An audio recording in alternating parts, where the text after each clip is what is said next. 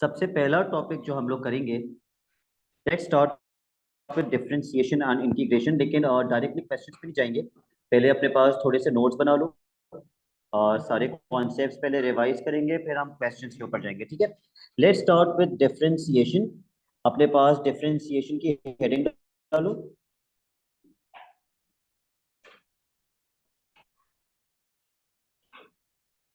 कुछ बच्चों के नाम मैं नहीं जानता, so I will be asking your name before I ask questions from you. ठीक है, मोनेम डिफरेंशिएशन करते क्यों हैं? ठीक है, मोनेम कह रहे हैं डिफरेंशिएशन करते हैं ग्रेडियंट निकालने के लिए। लेकिन ग्रेडियंट निकालने के लिए तो हम लोगों ने ओ लेवल मैथ में ऑलरेडी एक फॉर्मूला सीखा हुआ है मोनेम। वो फॉर्मूला क्या था ग्रेडियंट निकालने के लिए? यस, ग्रेडियंट निकालने का फॉर्मूला था y2 minus y1 upon x2 minus x1। जब हम ओ लेवल मैथ के अंदर ग्रेडियंट निकालने का एक फॉर्मूला ऑलरेडी सीख चुके हैं, तो डिफरेंशिएशन की नौबत क्यों पड़ी? Very good. नहीं नहीं, ये ग्रेडियंट निकालने का फॉर्मूला सिर्फ किसके ऊपर अप्लाई होता है? स्ट्रेट लाइंस के ऊपर। इससे जो ग्रेडियंट मिलता है वो स्ट्रेट लाइन का होता है। लेकिन कर्व का ग्रेडियंट निकालने के लिए हमें क्या यूज करनी पड़ती है? Differentiation, d y upon d x. तो सबसे पहला पॉइंट लिखना अपने पास, we differentiate to find the gradient of a curve. लिखो, we differentiate to find the gradient of a curve.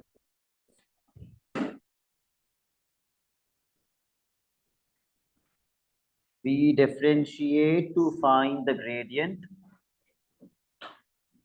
of a curve.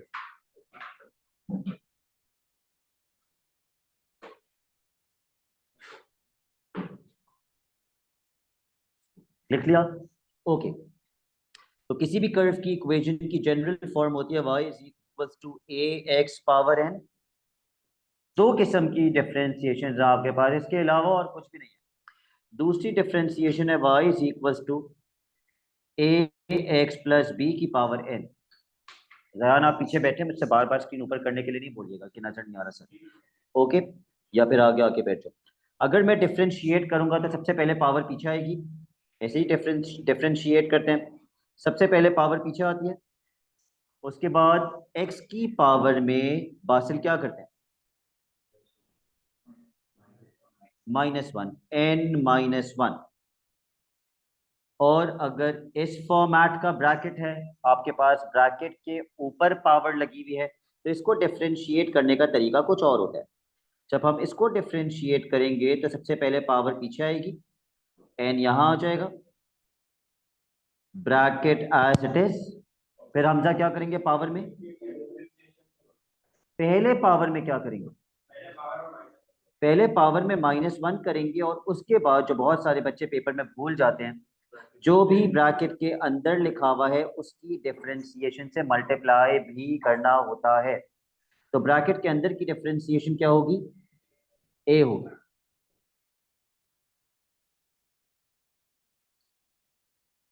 सबसे पहली चीज आपको पता होनी चाहिए कि डिफरेंशिएट कैसे करते हैं। A is the differentiation of the bracket, जिससे मल्टीप्लाई करना जरूरी होता है। कब? जब आप किसी भी ब्रैकेट को डिफरेंशिएट कर रहे हो। ठीक है, अगली चीज, टैंजेंट की इक्वेशन कैसे बनाते हैं और नॉर्मल की इक्वेशन कैसे बनाते हैं, आपको ये पता होना चाहिए। तो अपने पास एक टेबल बना लीजिए, जिसका एक जिसकी एक हेडिंग होगी टैंजेंट और दूसरी हेडिंग होगी normal. Tangent is a straight line, tangent एक स्ट्रेट लाइन को कहते हैं, और नॉर्मल भी स्ट्रेट लाइन को कहते हैं। तो किसी भी स्ट्रेट लाइन की इक्वेशन निकालने के लिए हसन सबसे पहली चीज क्या चाहिए होती है? ग्रेडियंट से भी पहले क्या चाहिए होता है? कोऑर्डिनेट। जब तक कोऑर्डिनेट नहीं होगा आप ग्रेडियंट नहीं निकाल सकते। So the first thing that you should need is the gradient, is the coordinate, sorry. सबसे पहली चीज आपको कोऑर्डिनेट चाहिए होता है, भले आप टैंजेंट की इक्वेशन बना रहे हैं या आप नॉर्मल की इक्वेशन बना रहे हैं, क्योंकि ये दोनों स्ट्रेट लाइंस होती हैं, और किसी भी स्ट्रेट लाइन के लिए सबसे पहली चीज कोऑर्डिनेट चाहिए होता है। उसके बाद आप उससे बोलेंगे सर अगली चीज ग्रेडियंट चाहिए होती है, और ये वही ग्रेडियंट है जो फाइंड करने के लिए मैं y2 माइनस y1 नहीं लगा सकता। I can't use this formula. Why? Because मुझे दो दो कोऑर्डिनेट्स दिए हुए ही नहीं होंगे पेपर में। एक कर्व होगा और कर्व के ऊपर वो बोलेगा इस पॉइंट पे टैंजेंट की इक्वेशन निकाल दो, सिर्फ एक कोऑर्डिनेट दिया हुआ हो। तो मैं क्या करूंगा, मैं कर्व की इक्वेशन को डिफरेंशिएट करूंगा, क्योंकि ग्रेडियंट मिलता किससे है?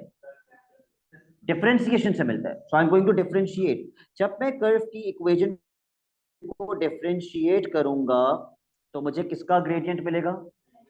मुझे टैंजेंट का ग्रेडियंट मिल जाएगा, एम टी। नॉर्मल की इक्वेशन निकालने के लिए भी जब मैं कर्व की इक्वेशन को डिफरेंशिएट करूंगा तो मुझे किसका ग्रेडियंट मिलेगा? टैंजेंट का। भले नॉर्मल की इक्वेशन निकालनी है, डिफरेंशिएशन से हमेशा टैंजेंट का ग्रेडियंट मिलता है। तो जो dy अपॉन dx होता है, ये कर्व का भी ग्रेडियंट होता है। और आपने क्या लिखा है? dy upon dx is equal to mt। तो dy अपॉन dx कर्व का भी ग्रेडियंट होता है और टैंजेंट का भी ग्रेडियंट होता है। ओके, कोऑर्डिनेट भी आ गया, ग्रेडियंट भी आ गया। अब हम इक्वेशन बना सकते हैं। y minus y1 is equal to m bracket x minus x1। But the problem is normal की इक्वेशन बनाते वक्त अभी हमारे पास नॉर्मल का ग्रेडियंट नहीं आया। तो नॉर्मल का ग्रेडियंट निकालते हैं अगले स्टेप में। और टैंजेंट और नॉर्मल हमेशा आपस में क्या होते हैं? परपेंडिकुलर। तो जब दो लाइंस परपेंडिकुलर होती हैं, अगर पहला ग्रेडियंट 2 है तो दूसरा क्या बनेगा? -1/2, नेगेटिव रेसिप्रोकल कर देते हैं। तो यहां मैं ब्रैकेट पे लिख रहा हूं, टैंजेंट के ग्रेडियंट का नेगेटिव रेसिप्रोकल करेंगे तो नॉर्मल का ग्रेडियंट मिल जाएगा। और जब मेरे पास नॉर्मल का ग्रेडियंट आ गया तो अब मैं नॉर्मल की इक्वेशन बना लूंगा using the formula y minus y1 is equal to m bracket x minus x1। इससे मेरे पास नॉर्मल की इक्वेशन बन जाएगी। Ahmad, what is the only difference between the method of finding the equation of tangent and the equation of normal? सिर्फ किस चीज का फर्क है? सिर्फ नेगेटिव रेसिप्रोकल का फर्क है। सिर्फ और सिर्फ नेगेटिव रेसिप्रोकल का फर्क है। ओके, अगली चीज जो हम डिफरेंशिएशन में पढ़ते हैं वो है rate of change. Rate of change की हेडिंग डाल दो। कोई कॉन्सेप्ट नहीं लगाना है, एक फॉर्मूला है आसान सा, वो रट लो। सारे क्वेश्चन उसी फॉर्मूले से हो जाएंगे।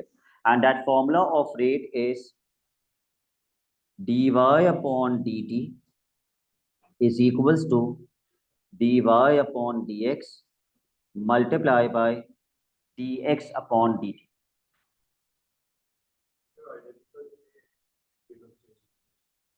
सॉरी, क्वेश्चन में रेट का वर्ड लिखा हुआ होता है। ओके, ये जो dy अपॉन dt है, ये जयान किसे कहते हैं? This is rate of change of y। Rate of change of y आपको कैसे पता चला ये रेट है? इसके नीचे dt है। कोई भी चीज जो टाइम के हिसाब से चेंज होती है उसे रेट कहते हैं। और किसके नीचे dt है? तो ये किसका रेट है? Rate of change of x। Rate of change of x।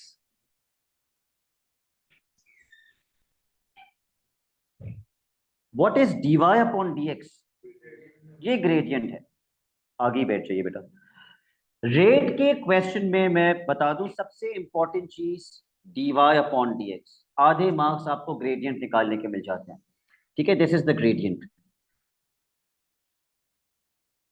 Rate के क्वेश्चन में सबसे पहली चीज जो आप फाइंड करेंगे वो ग्रेडियंट है। आप डिफरेंशिएट करेंगे, फिर आप क्वेश्चन पढ़ के देखेंगे, या तो इसका रेट दिया हुआ होगा और इसका निकालना होगा, या फिर dx अपॉन dt का रेट दिया हुआ होगा और ये फाइंड करना होगा। इस पूरे फॉर्मूले में मुस्तफा टोटल कितने रेट्स हैं?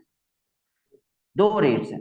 इन दोनों रेट्स में से एक दिया हुआ होगा और एक निकालना होगा। जनरल क्वेश्चन यही होता है रेट ऑफ चेंज का। Okay, y is equal to x square plus 2x। इसके ऊपर तो ये फॉर्मूला लग जाएगा। लेकिन अगर मेरे पास y नहीं है, मेरे पास है v is equal to pi r cube plus 2r, तो मैंने y को किससे रिप्लेस कर दिया? तो जहां जहां y लिखा हुआ है फॉर्मूले में, मुझे वहां वहां v लिखना पड़ेगा। और मैंने r को, सॉरी, x को किससे रिप्लेस कर दिया? तो जहां जहां x आ रहा होगा वहां वहां r आ जाएगा। आपको ये फॉर्मूला याद होना चाहिए, और फिर आप ये फॉर्मूला चेंज कर सकते हैं किसी भी क्वेश्चन के लिए। ठीक है, अगर मेरा क्वेश्चन है p is equal to 2x plus 5/x, तो हम इसमें y को किससे रिप्लेस कर रहा हूं? p से, क्योंकि y की जगह पे p लिखा हुआ है। तो जहां जहां फॉर्मूले में y है वहां वहां मुझे क्या लिखना पड़ेगा? p। और x को किससे रिप्लेस कर रहा हूं? x तो x ही रहेगा, x विल रिमेन x, क्योंकि मैंने x को चेंज ही नहीं किया। ठीक है, उसके बाद हम डिफरेंशिएशन में जो आखिरी चीज पढ़ते हैं वो है higher derivatives. Higher derivatives,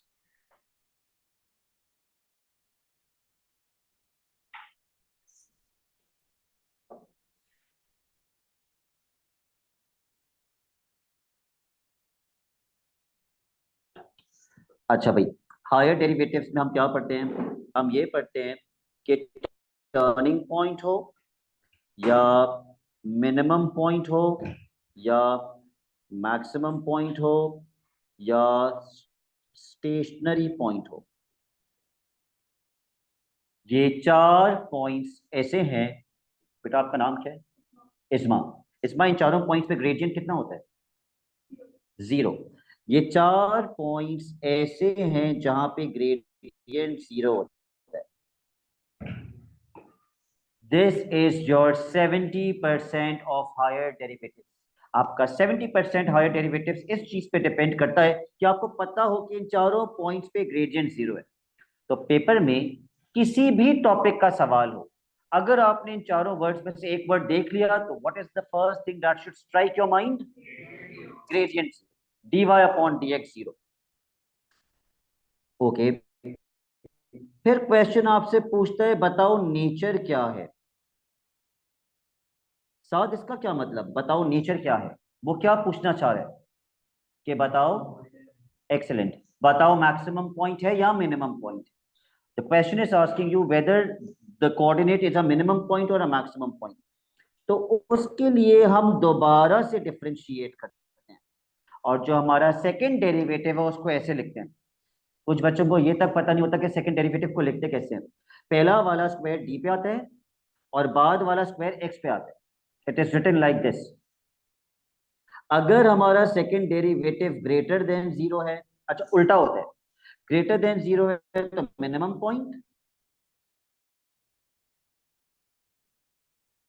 lesser than 0 है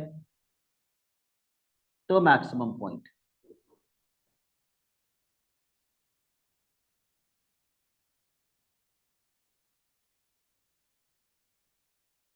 ठीक है, अच्छा जी। आ, एक चीज और है इसके अंदर, अपने पास एक और आखिरी चीज है, अपने पास एक और हेडिंग डाल दीजिए जिसमें आप लिखेंगे increasing slash decreasing function. Increasing slash decreasing function, बहुत ही आसान सी चीज है।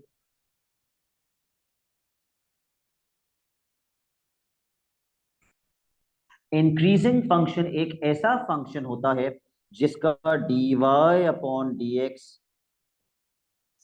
ग्रेटर देन 0 हो, और इसी का ऑपोजिट डिक्रीजिंग फंक्शन होगा। डिक्रीजिंग फंक्शन एक ऐसा फंक्शन होता है जिसका dy upon dx lesser than 0।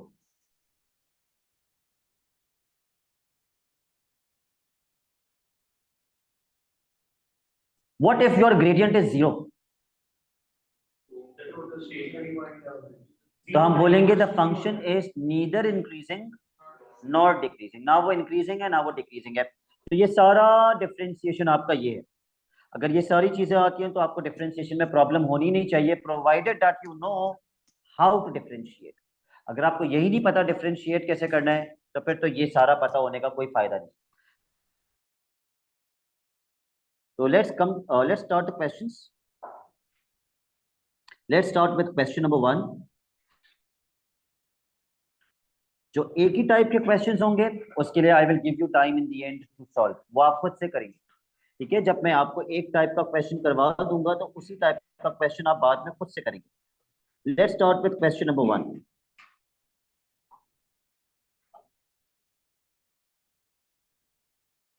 y is equals to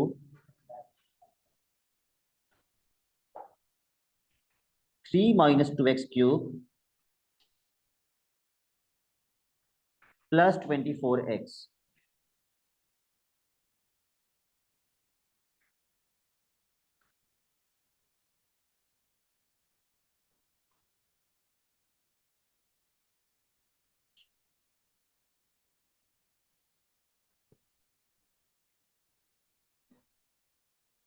What is the first part asking us to find?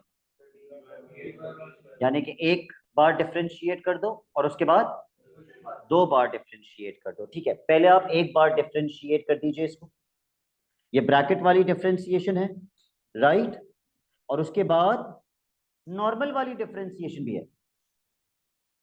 Okay, d y upon d x, सबसे पहले पावर पीछे आती है, या गई पावर पीछे। उसके बाद पावर में 1 माइनस करते हैं, और फिर मुस्तफा वो क्या चीज है जो बच्चे पेपर में भूल जाते हैं, ब्रैकेट की डिफरेंशिएशन से मल्टीप्लाई करना। ओके, ब्रैकेट की डिफरेंशिएशन क्या होगी, 3 की डिफरेंशिएशन 0 और -2x की -2, -2x की differentiation -2। Okay, the boy sitting beside Ahmad, बेटा क्या नाम है आपका? इर्तिजा, रिजा। ओके, रिजा 24x की डिफरेंशिएशन पता है आपको क्या होती है? 24। ओके, तो बस अगले स्टेप में इसको थोड़ा सा सिंप्लीफाई करके लिख लो। क्या लिखेंगे? 3 मल्टीप्लाई बाय -2, -6 ब्रैकेट 3 -2x का स्क्वायर प्लस 24।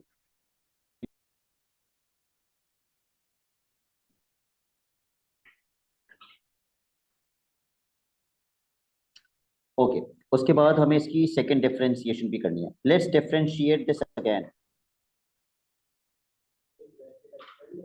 ब्रैकेट एक्सपैंड नहीं करेंगे, फिर से पावर पीछे आएगी, फिर से पावर पीछे आएगी।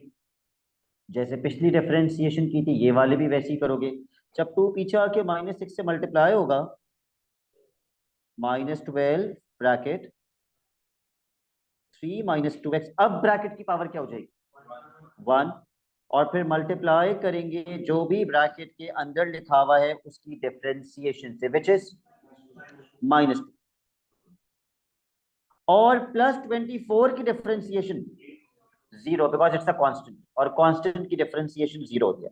तो प्लस के बाद लिखने का, कुछ भी लिखने का कोई फायदा नहीं है। अच्छा, अगर ब्रैकेट की पावर 1 है, please do not right 1 in the power, remove it. It's obvious कि अगर आप ब्रैकेट की पावर नहीं लिख रहे तो वो 1 ही कंसीडर की जाती है। तो ये सिंप्लीफाई होके मुझे क्या लिखना चाहिए इसको? यस, -12 और -2 मल्टीप्लाई होके बनेगा 24 bracket 3 -2x। Now it is entirely up to you whether you want to multiply 24 with the bracket or you do not want to multiply। इसके कोई मार्क्स नहीं होते, तो यह आपकी मर्जी है, सिंप्लीफाई करने के कोई मार्क्स नहीं होते। ओके, अगले पार्ट पे चले जाओ।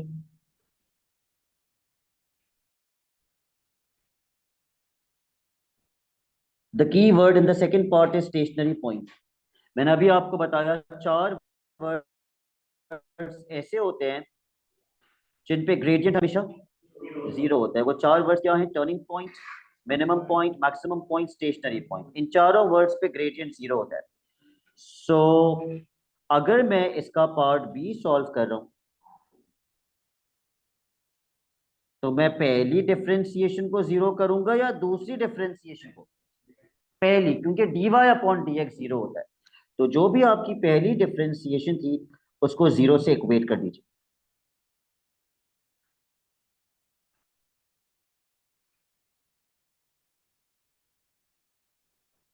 And solve this.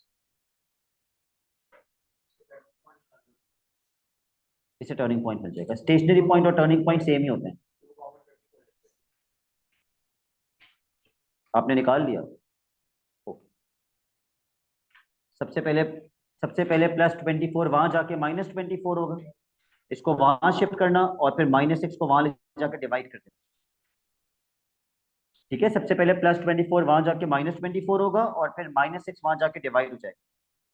So 3 -2x whole square is equals to -24 upon -6, which is 4.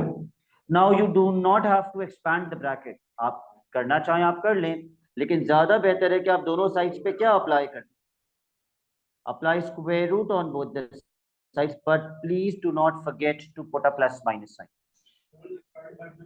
तब भी सेम आएगा। लेकिन अगर एक्सपैंड करोगे तो आइडेंटिटी लगा के एक्सपैंड करोगे, a minus b whole square, क्योंकि जब हमने दोबारा डिफरेंशिएट किया तो 24 डिफरेंशिएट होके क्या हो गया, जीरो हो गया। कांस्टेंट की तो जीरो होती है। 3 - 2x इज इक्वल टू +-2। एक बार हम प्लस के साथ सॉल्व करेंगे और एक बार हम माइनस के साथ सॉल्व करेंगे। So let's solve it with a +2 first and then let's solve it with a -2। आपस में थोड़ी आपने डिस्कस करना है, मैं सॉल्व कर रहा हूँ स्क्रीन पे।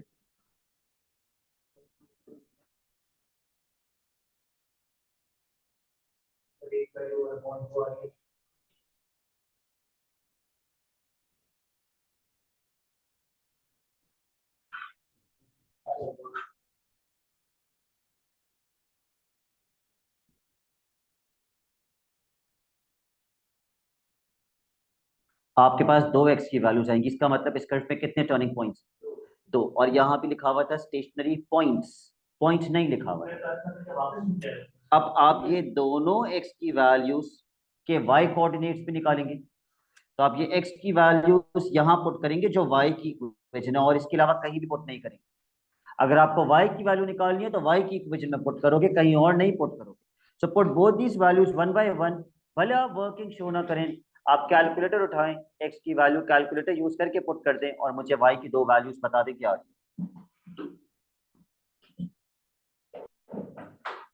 सो take out your calculators, x के अंदर हाफ पुट करो, ये पूरा कैलकुलेटर में पुट करके मुझे बताओ y कितना आ रहा है दोनों में, कितना मुने, और आपका 20 आ रहा है और पीछे कोई 22 बोल रहे हैं। 20 ओके बेटा, सबने पुट करके चेक करना है और फिर x की वैल्यू 5/2 यहाँ पुट करके y की वैल्यू निकाल लीजिए 52।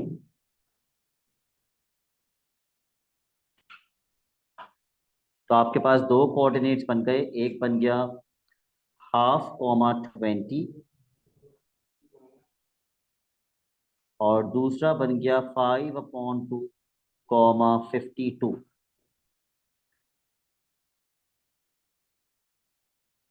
दो टर्निंग पॉइंट के कोऑर्डिनेट्स आ गए। सही है, अब लास्ट पार्ट पे आ जाते हैं इसके। जी, जो क्वेश्चन में दी हुई थी, main question. Okay, the last part of the question, determine the nature of each stationary point. अब नेचर के लिए मैंने क्या लिखवाया था, एक बार देख लो अगर आपको याद नहीं है। नेचर के लिए मैंने आपको लिखवाया था कि हम डबल डिफरेंशिएट करते हैं, तो वो डबल डिफरेंशिएशन तो हमने की हुई है।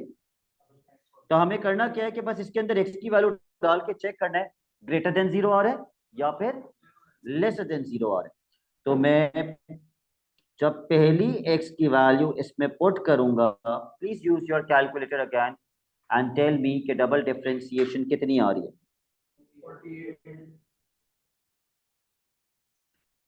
48, which is greater than zero. Greater than zero के लिए नेचर क्या होती है? Minimum point. Minimum point.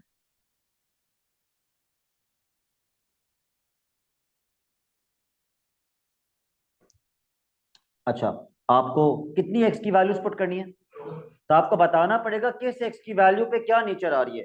तो आपको यहां लिखना चाहिए था when x is equals to 1/2। क्या आपने एक्स में 1/2 पुट किया है? तो ये नेचर आई है। और अब जब हम दूसरी नेचर निकालेंगे तो मुझे लिखना चाहिए when x is equals to 5/2।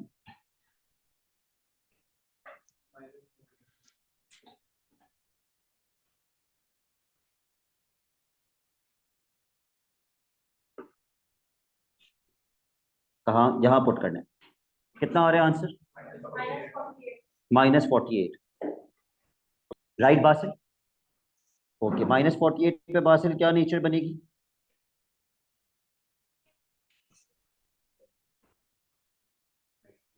क्यों? लेसर देन जीरो पे क्या नेचर बनती है? Maximum point. ओके, अब ये ऑब्वियस है कि अगर आपके पास दो टर्निंग पॉइंट्स थे, दो टर्निंग पॉइंट्स थे, राइट, तो ये ऑब्वियस है कि उसमें से कोई एक मैक्सिमम होगा और कोई एक मिनिमम होगा। ठीक है, लेकिन कभी कभी दोनों मैक्सिमम भी आ जाते हैं और कभी कभी दोनों मिनिमम भी आ जाते हैं। जब आपका कर्व इस टाइप का हो तो दोनों के दोनों पॉइंट्स क्या हैं? मैक्सिमम। ये कोई टर्निंग पॉइंट थोड़ी है, this is not a turning point. Same भी आ जाते हैं, बिल्कुल। अभी अलग अलग आ गए ना सयान, तो आप ज्यादातर सेम आते हैं, ये कैसे बोल रहे हैं? अभी तो अलग अलग नेचर्स आई हैं। What are you saying same आते?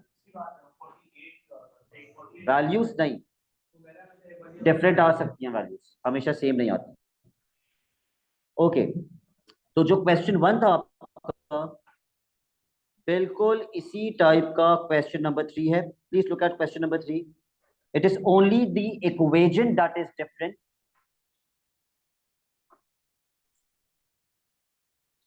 मैंने आपका ही नाम लेके बोला था और आप ही।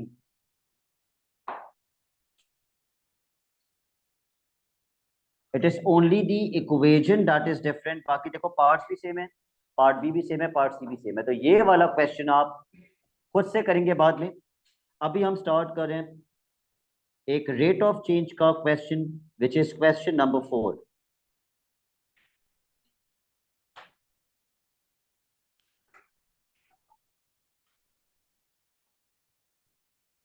क्वेश्चन नंबर 4,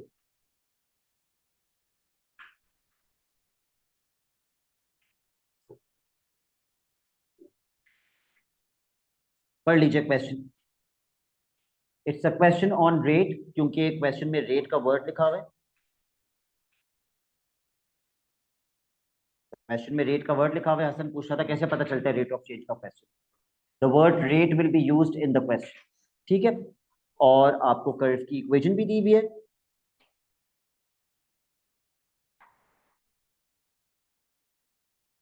किसी भी रेट के क्वेश्चन में सबसे पहली चीज मैंने बताई थी, क्या फाइंड करते हैं? Gradient, differentiation. ठीक है, आपको 50% मार्क्स सिर्फ डिफरेंशिएट करने के मिल जाते हैं। लेकिन मैंने आपको साथ ये भी बताया था कि क्वेश्चन में कोई एक रेट दिया हुआ होगा और दूसरा रेट निकालना होगा। ओके, रिजा, किसका रेट दिया हुआ है और किसका रेट निकालना है?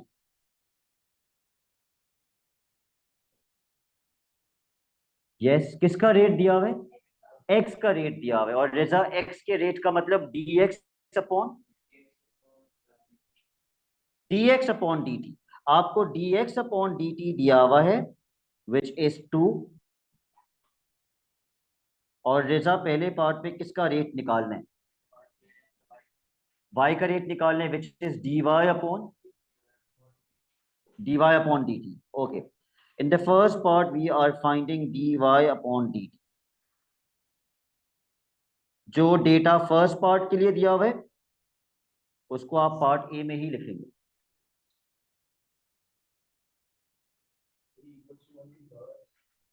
सबसे पहले डिफरेंशिएट करोगे, डिफरेंशिएट फर्स्ट, सबसे पहले पावर पीछे जाएगी, जैसे डिफरेंशिएट करते हैं, फिर ब्रैकेट एज इट इज लिखेंगे,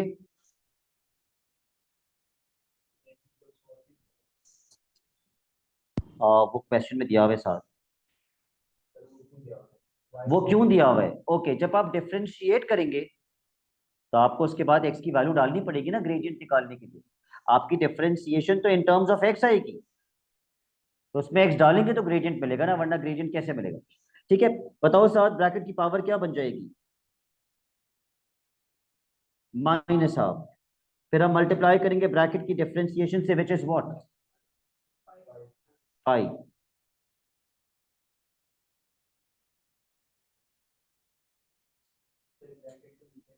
बिल्कुल, ब्रैकेट नीचे आ जाएगा 2 के साथ, 5 ऊपर रह जाएगा, 5 will remain in the numerator, तो ये बन जाएगा 5/2। जो ब्रैकेट की पावर -हाफ है वो नीचे आके क्या बन जाएगी? +हाफ। और हाफ का मतलब ब्रैकेट पे क्या लगा हुआ है? Square root. 2√5x-1,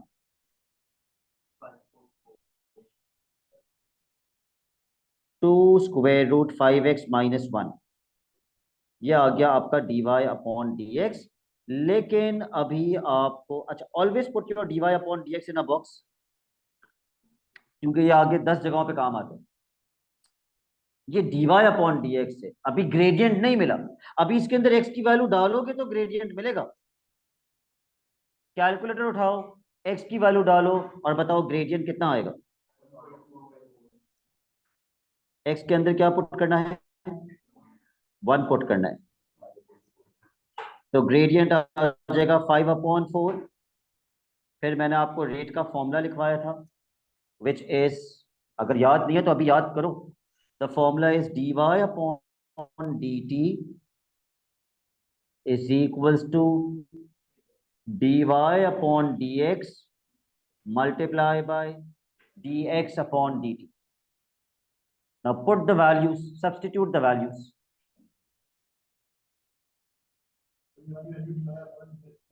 जी, हमें निकालना किसका रेट था? हमें dy/dt निकालना था, तो वो dy/dt ही रहेगा। और dy/dx हमने कितना निकाला? 5/4। dx/dt क्वेश्चन में हमें कितना दिया हुआ? 2। तो 2 से 4 कैंसिल कर दो, 5/2। आप, you can write 5/2, you can write 2.5, और यूनिट के कोई मार्क्स नहीं होते, लेकिन फिर भी अगर आप यूनिट लिखते तो आप इसका यूनिट क्या लिखते?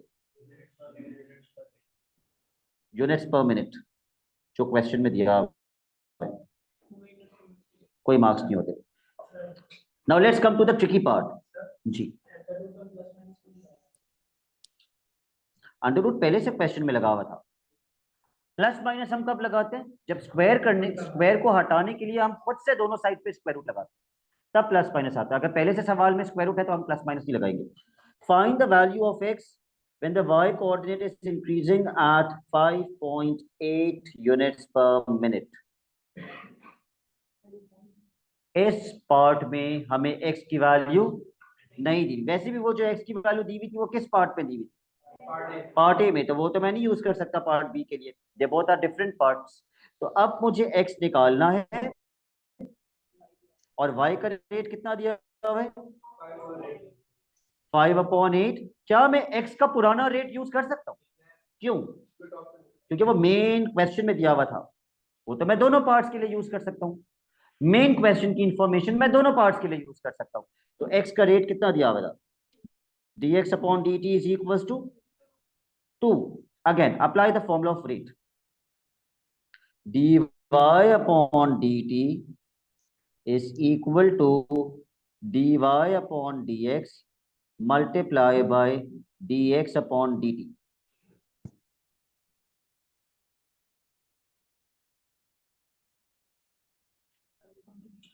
dy/dt की जगह क्या लिखेंगे? 5/8 हमजा dy/dx की जगह क्या लिखेंगे? dy/dx कितना था? वो तो बिल्कुल, वो तो जो पहले पार्ट में x की वैल्यू पुट करके निकाला था, वो तो x की वैल्यू जब पता थी तब ये आया था। अब तो हमें x की वैल्यू नहीं पता, तो फिर मुझे dy/dx की जगह क्या लिखना चाहिए? Very good. अब आप ये एज इट इज पुट कर देंगे, क्योंकि अब आपको x की वैल्यू नहीं पता, अब तो निकालनी है x की वैल्यू। तो अब आप as it is gradient put कर दें इन टर्म्स ऑफ x। यही यहाँ पे dy/dx में डाल दो। 5/2 स्क्वायर रूट 5x - 1 और dx/dt की जगह पे 2। Do you think there is anything I can cancel out?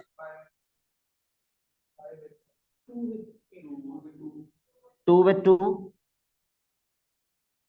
ये 5 भी तो वहां जाके डिवाइड होगा, तो क्या मैं 5 को 5 से अभी कैंसिल कर दूं? बिल्कुल कर दो।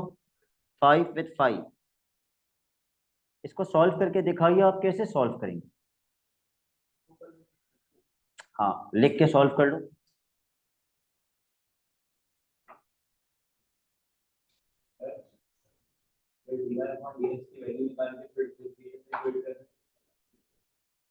हाँ, वो भी कर सकते हैं, बिल्कुल कर सकते हैं। ये वहां चला जाएगा और ये वहां चला जाएगा।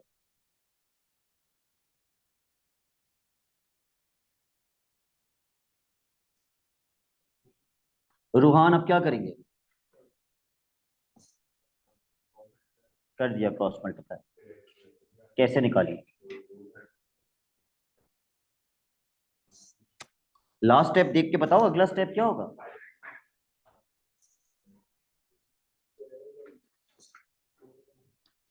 आप ये नहीं बता पा रहे आगे क्या हो? हाँ, तो कैसे हटाएंगे ये तो कुछ? Squaring on both sides, squaring on both sides, ताकि स्क्वायर से स्क्वायर रूट कैंसिल हो जाए। 5x - 1 is equal to 64। पहले -1 वहां जाके +1 हो जाएगा और फिर 5 वहां जाके डिवाइड हो जाएगा। कितना आंसर बनेगा? 13। सिर्फ एक्स क्वेश्चन पढ़ो, y भी निकालना था या सिर्फ एक्स निकालना था? सिर्फ एक्स कोऑर्डिनेट निकालना था। तो ये हमने एक रेट का क्वेश्चन कर लिया। This is the general formula for rate of change. Now let's do another question on rate. Question number 2। क्वेश्चन नंबर 2 ये थोड़ा सा डिफरेंट है as compare to question number 1। Please read the question.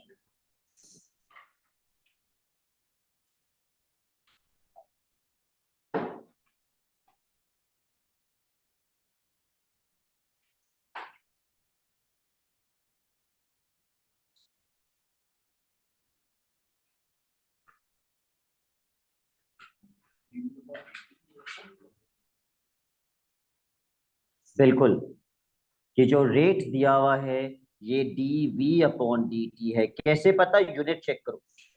Centimetre cube volume का unit होता है और second किसका यूनिट होता है? तो ये dv/dt है। So write down your data. dv/dt is equal to 600। इसके अलावा और कुछ भी नहीं दिया हुआ क्वेश्चन में। उसके बाद आप पार्ट ए पे आ जाएं। बेटा आपका क्या नाम है? अब्दुल समी। ओके अब्दुल समी, पहले पार्ट में हमें क्या फाइंड करना है? रेडियस फाइंड करना है। रेट तो नहीं निकालना, रेट नहीं निकालना ना, रेडियस निकालना है। Radius of the balloon after 30 seconds. Okay, ये पूरा शेप जो क्वेश्चन है ये किस शेप के बारे में बात हो रही है? स्फेयर, और स्फेयर का वॉल्यूम होता है 4/3 पाई आर क्यूब। कैसे निकालेंगे?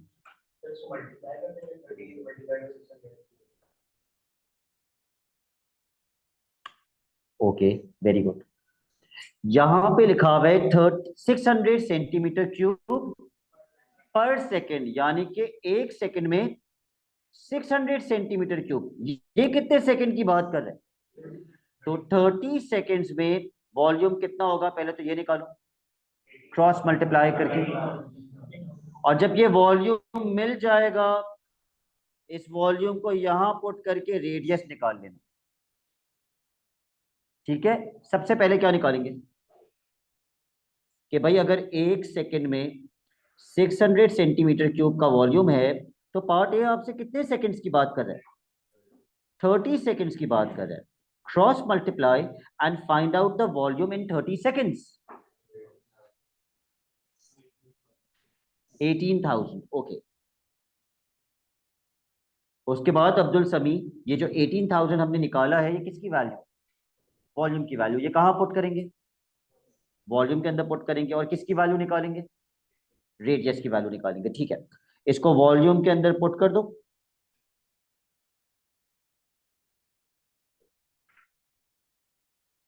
and then find out the radius.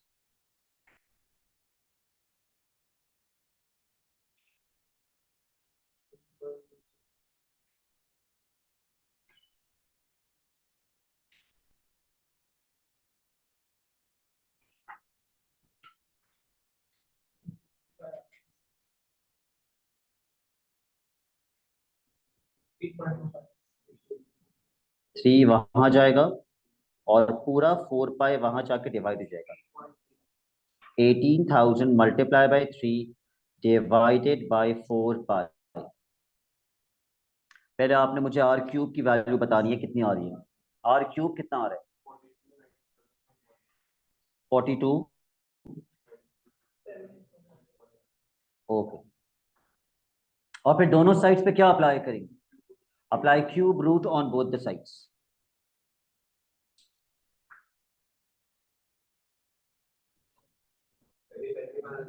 नहीं, ये स्टेप दिखाना जरूरी नहीं। Final answer, three significant figures में क्या आ रहा है,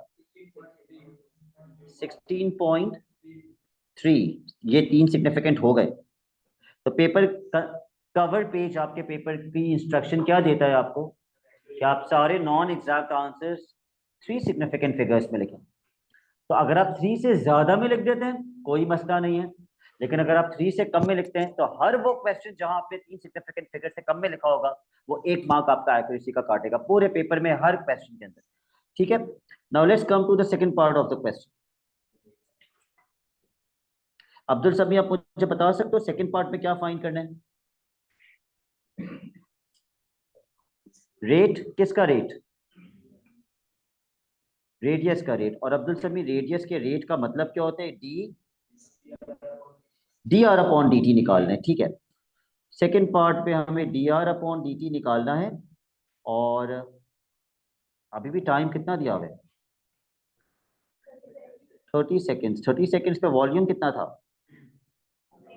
18,000, और 30 सेकेंड्स पे रेडियस कितना था, रेडियस कितना था, 16.3। ओके, मुझे वॉल्यूम और रेडियस के रेट का फॉर्मूला नहीं आता। फॉर एग्जांपल पेपर में मुझे एक ही रेट का फॉर्मूला आता है जो मैंने याद किया था, and it was d y upon d t is equal to d y upon d x multiply by d x upon d T.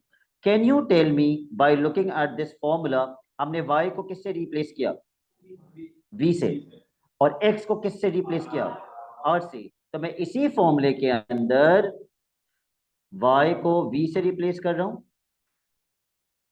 और x को r से रिप्लेस कर रहा हूं अगर मुझे नहीं याद, वरना तो कुछ बच्चे डायरेक्टली भी बना लेते हैं फॉर्मूला, लेकिन अगर नहीं याद तो आप ऐसे भी कर सकते हैं। तो सबसे पहली चीज हमजा, हम रेट के क्वेश्चन में क्या फाइंड करते हैं, gradient. So please differentiate this and find out your gradient. पहले डिफरेंशिएट करोगे फिर ग्रेडियंट मिलेगा। तो इसकी डिफरेंशिएशन कैसे करेंगे, सबसे पहले पावर पीछे जाएगी, पीछे जाके किससे मल्टीप्लाई होगी, व्हाट इज 4/3 मल्टीप्लाई बाय 3, 4। सबसे पहले हम d v upon d r निकालेंगे, पावर पीछे जाएगी, 4/3 multiply by 3 is 4 pi r square. और पेपर में दिया हुआ होता है। अच्छा, रेडियस हमें पता है ऑलरेडी कितना है। ये रेडियस की वैल्यू डाल के मुझे बता दो कि ग्रेडियंट कितना आएगा इन टर्म्स ऑफ पाई, बता दो या three significant. Basil, do you have a calculator? कितना आ रहा है ग्रेडियंट? अभी तक आपने कैलकुलेटर ही नहीं निकाला बैग से।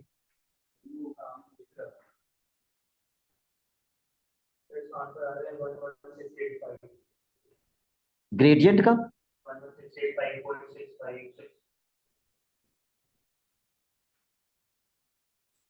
11685।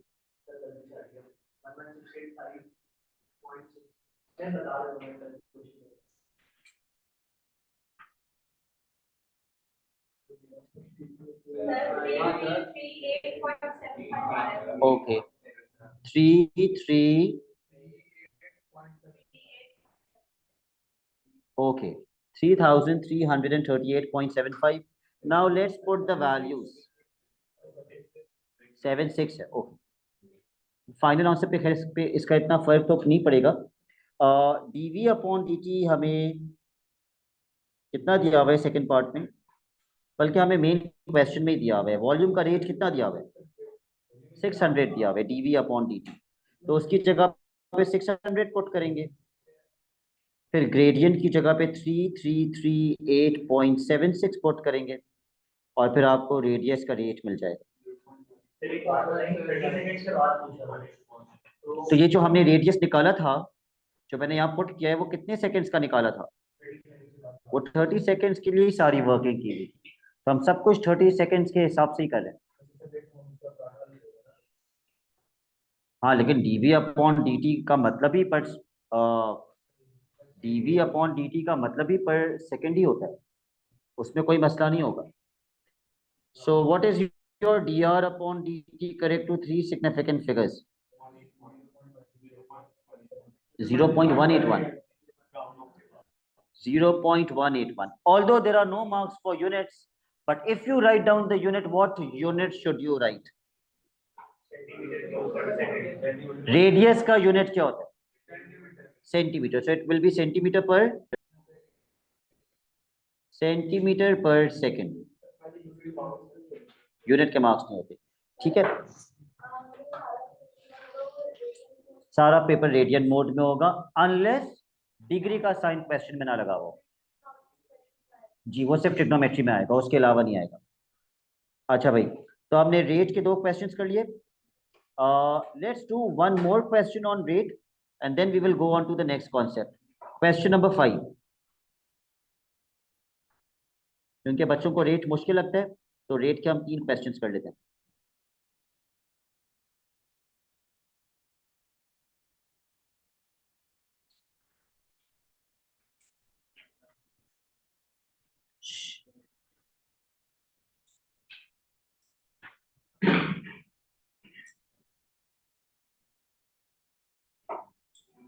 साथ क्या आप मुझे बता सकते हैं किसका रेट दिया हुआ है और किसका रेट निकाल लें? डीवी अपॉन dt दिया हुआ है, ठीक है, बिल्कुल सही है। सेंटीमीटर क्यूब पर सेकंड लिखा हुआ भी है। Volume is increasing at a rate of 50 centimetre cube per second. तो हमें वॉल्यूम का रेट दिया हुआ है। D v upon dt is given to us. हमें किसका रेट फाइंड करना है? हमें रेडियस का रेट निकालना है, और रेडियस की वैल्यू कितनी दी हुई है? 10 सेंटीमीटर्स। रूहान, आपके बराबर में जो बच्चा बैठा हुआ है, what is your name? Abdullah. Abdullah, radius की वैल्यू देने का पर्पस? अब्दुल्ला, आपने पढ़ा हुआ है रेट? Okay Abdullah, okay. सबसे पहली चीज रेट के चैप्टर में हम क्या फाइंड करते हैं? ग्रेडियंट। लेकिन ग्रेडियंट के लिए इक्वेशन होना जरूरी है ना। इक्वेशन किसकी यूज करेंगे? किसका? स्फेयर का। और स्फेयर का वॉल्यूम क्या होता है? 4/3 पाई r क्यूब। रूहान, रेडियस की वैल्यू क्यों दी हुई है? ग्रेडियंट निकालने के लिए। जब आप इसको डिफरेंशिएट करेंगे तो r डालना पड़ेगा या नहीं? बिल्कुल आर की वैल्यू डालनी पड़ेगी तो ही ग्रेडियंट मिलेगा। ठीक है, please differentiate this. dv upon d are, सबसे पहले पावर पीछे जाएगी और वैसे ही डिफरेंशिएट कर देंगे जैसे पिछले क्वेश्चन में किया था। 4 पाई आर स्क्वायर, और आर में क्या पुट करेंगे? 10 पुट कर देंगे तो आपको ग्रेडियंट मिल जाएगा। कितना ग्रेडियंट मिलेगा?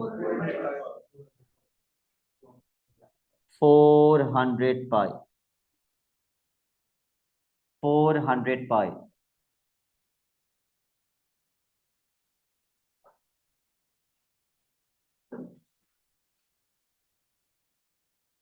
ओके अब्दुल सभी, रेट का फॉर्मूला क्या बनेगा? डायरेक्ट बनाओगे या पहले पुराना वाला लिखोगे और फिर चेंज करोगे? डायरेक्ट बना दोगे, ओके बताओ फिर। D d v upon d t is equal to d v upon d r multiply by, excellent, d r upon d t. ठीक है, लेट्स पुट द वैल्यूज। हमें कौन सा रेट निकालना है? ठीक है, तो dv अपॉन dt तो हमें 50 दिया हुआ है, मैंने उसकी जगह पे 50 लिख दिया। ग्रेडियंट हमने निकाला 400 pi, multiply by d r upon d t. ये 400 पाई वहां जाके डिवाइड हो जाएगा। कैलकुलेटर उठाओ, थ्री सिग्निफिकेंट फिगर्स में बताओ।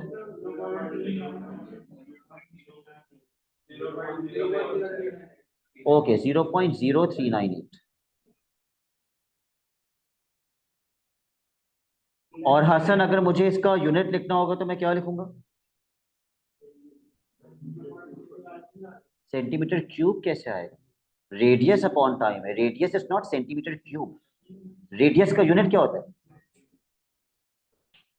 वो तो एरिया का यूनिट होता है, सेंटीमीटर होता है। रेडियस तो लेंथ को कहते हैं, लेंथ का यूनिट तो सेंटीमीटर होता है।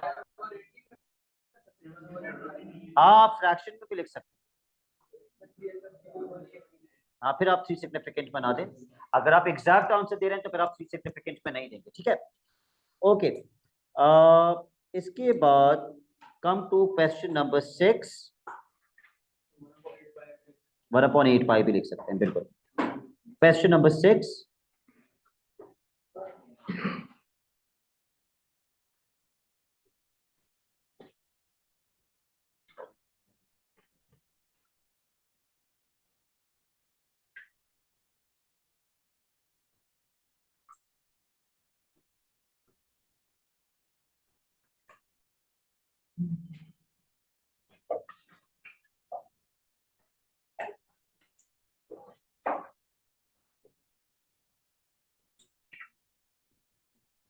बेटा आपका नाम क्या है? अली अब्बास। ओके, अली क्या आप मुझे बता सकते हैं ये किसकी वैल्यू दी हुई है? ग्रेडियंट मतलब मैथ के अंदर d y upon d x. Okay, d y upon d x हमें कितना दिया हुआ है? 4/3। और अली वो वैल्यू किसकी मांग रहे हैं? कोऑर्डिनेट्स मांग रहे हैं, यानी एक्स और वाई की वैल्यू मांग रहे हैं। तो अली ये क्या क्या कनेक्शन है ग्रेडियंट का इस इक्वेशन से कि मुझे कोऑर्डिनेट्स मिल जाए?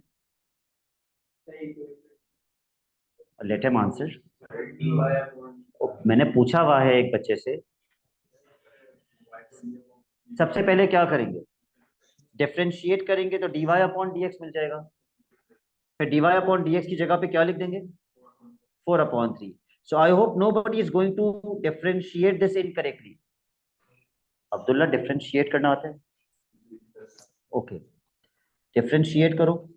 y is equal to 2 plus square root का मतलब पावर कितनी है? 1/2। तो हमने क्लास के स्टार्ट में सीखा था ना, ब्रैकेट को डिफरेंशिएट करना। उस हिसाब से इसको डिफरेंशिएट कर दो। इजमा 2 की डिफरेंशिएशन क्या होगी? 0। ये तो खत्म हो जाएगा, बाकी आप डिफरेंशिएट कर लो। Don't tell me the answer, let others differentiate.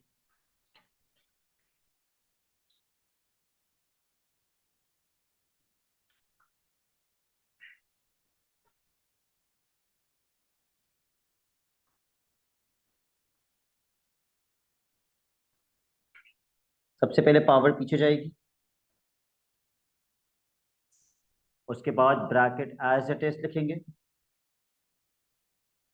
और फिर ब्रैकेट की पावर हो जाएगी -12 and what should we never forget, bracket की डिफरेंशिएशन। वो इजमा कितनी होगी 2x, very common mistake, what is she forgetting -2x। 25 की तो जीरो हो जाएगी, लेकिन ये एक्स स्क्वायर नहीं है, ये -x स्क्वायर है, इसकी डिफरेंशिएशन -2x होगी। तो अभी मैं क्या किससे कैंसिल कर दूंगा, 2 से 2 कैंसिल, तो मेरा dy/dx बनेगा, यस ब्रैकेट पूरा नीचे चला जाएगा और उस पे स्क्वायर रूट लग जाएगा, 25 - x स्क्वायर। मैंने आपसे कहा हमेशा अपना dy/dx एक बॉक्स में कर दिया करो। अब आपको dy/dx की जगह पे क्या डालना है, डालो 4/3 और सॉल्व करके देखो आपसे ये इक्वेशन सॉल्व हो पा रही है या नहीं हो पा रही। Put 4/3 in place of dy/dx।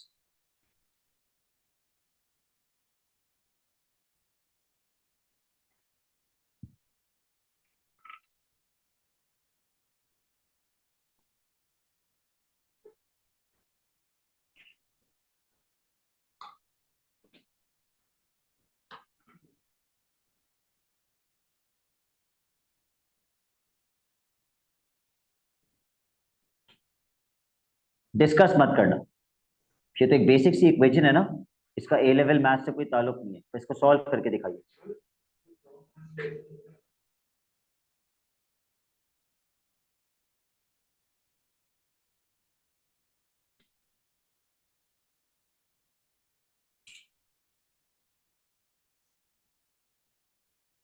मैं आपको एक हिंट दे देता हूं कि जब भी स्क्वायर रूट की इक्वेशन हो तो प्लीज स्क्वायर रूट को सब्जेक्ट बना दिया करो इक्वेशन का, कुछ इस तरीके से क्रॉस मल्टीप्लाई करो कि स्क्वायर रूट वाली टर्म इक्वेशन का सब्जेक्ट बन जाए।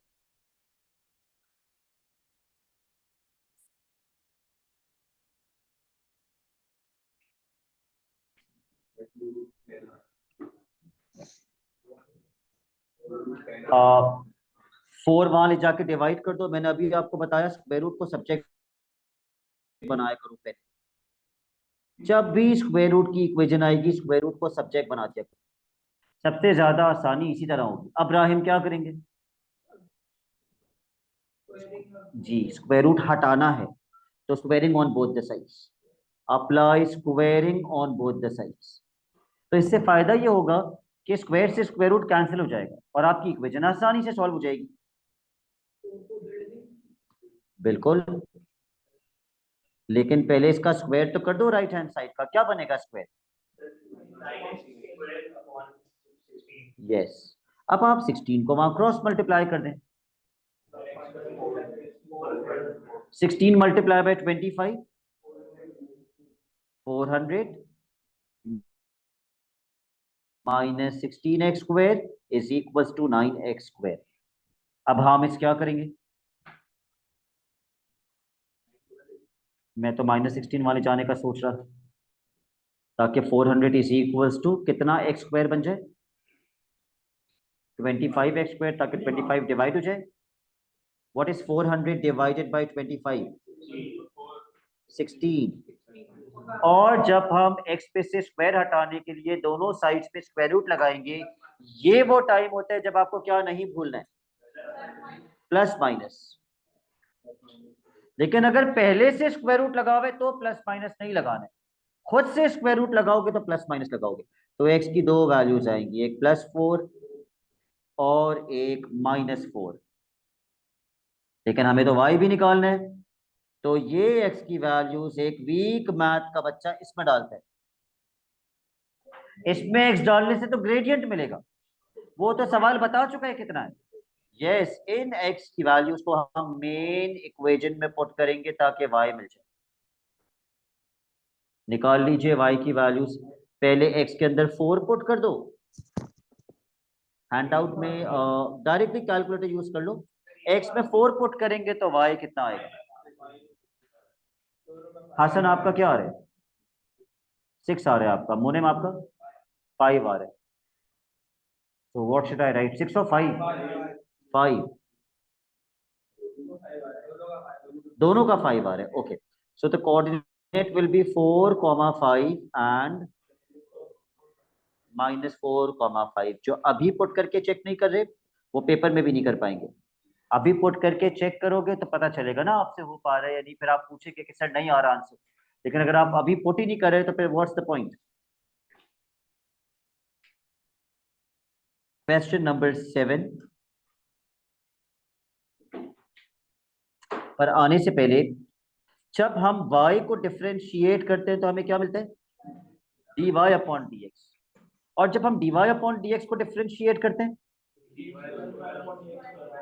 Yes, D square y upon d x square.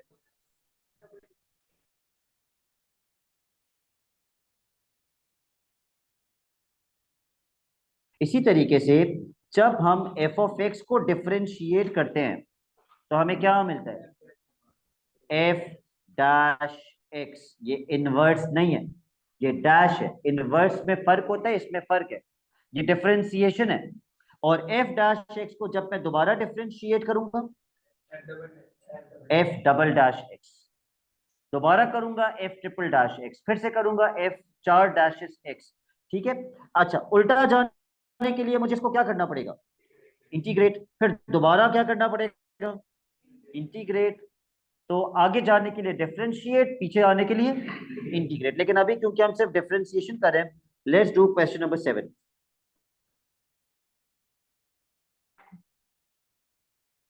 ये भी क्वेश्चन रेट का ही है। इसका हम सिर्फ पहला पार्ट करेंगे अभी, only the first part. I am recording the class. आपको एफ डैश एक्स दिया हुआ है क्वेश्चन के अंदर, विच इज 6x की पावर -1/2 -4x की पावर -3/2। एफ डैश एक्स दिया हुआ है, यानी कि क्या दिया हुआ है? dy अपॉन डी एक्स दिया हुआ है, ये dy अपॉन डी एक्स। ठीक है। और एक कोऑर्डिनेट भी दिया हुआ है 4,7।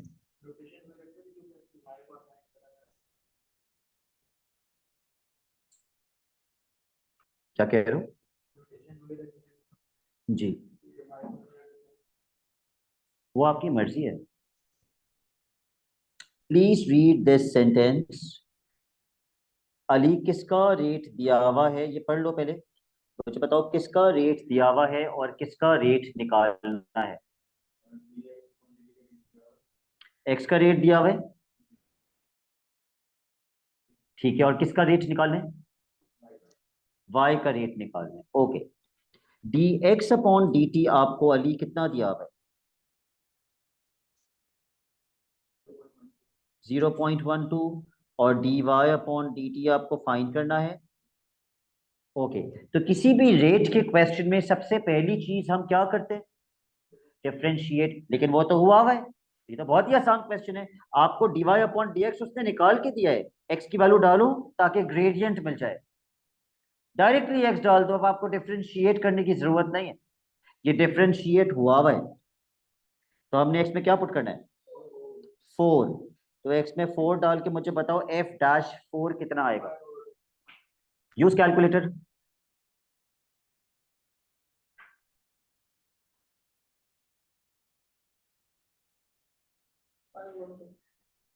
5/2। Okay. Can others also confirm this gradient? Okay. Now write down the formula of rate. The boy beside Basil, बेटा आपका क्या नाम है? मुर्तजा। मुर्तजा, रेट का फॉर्मूला याद है आपको, क्या था? बताइए। D y upon d T,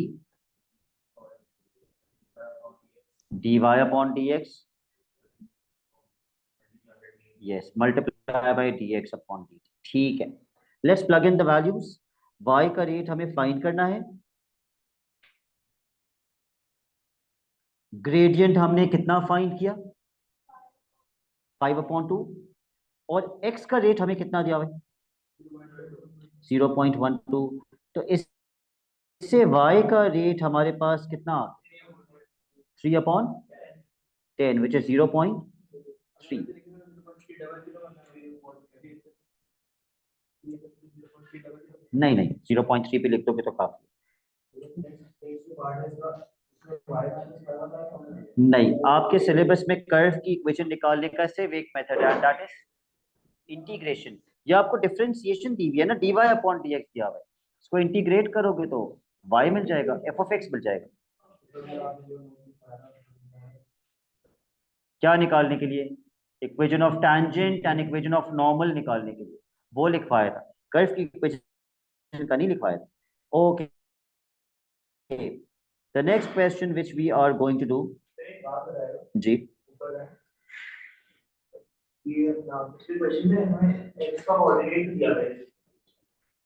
हमें x का कोऑर्डिनेट कौन सा था? ये वाला था।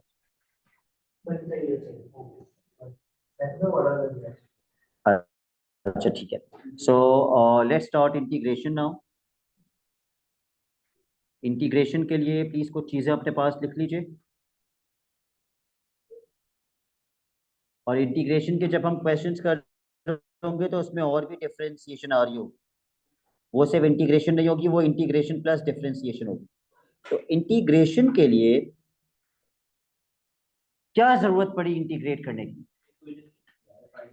अब हमें dy अपॉन dx दिया हुआ होगा, और हम dy अपॉन dx को क्या कर देंगे? इंटीग्रेट। किस लिए? To find the equation of the curve, to find the equation of the curve. तो सबसे पहले तो ये लिख लो कि भाई dy अपॉन dx को इंटीग्रेट करने से कर्व की इक्वेशन मिल जाती है। लेकिन क्वेश्चन आपसे सिर्फ dy अपॉन dx को इंटीग्रेट नहीं करवा रहा होगा, क्वेश्चन आपसे y को भी इंटीग्रेट करवाएगा। यस, y को इंटीग्रेट करने से आपको एरिया अंडर द कर्व मिल जाता है। To find the area under the curve, to find the area under the curve.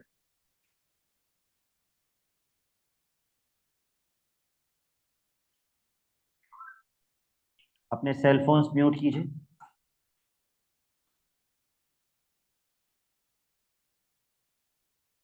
Integration के जैसे डिफरेंशिएशन के दो फॉर्मूलाज हैं, इंटीग्रेशन के भी दो फॉर्मूलाज हैं। सबसे पहले डिफरेंशिएशन में तो पावर पीछे जाती थी ना, और फिर पावर में -1 करते थे। इसमें सब कुछ उल्टा है, पहले पावर में +1 करेंगे, जो भी पावर है उसमें पहले +1 करेंगे, और फिर उसी पावर से डिवाइड कर देंगे, और फिर उसी पावर से डिवाइड कर देंगे। Plus c is a constant which you will always put.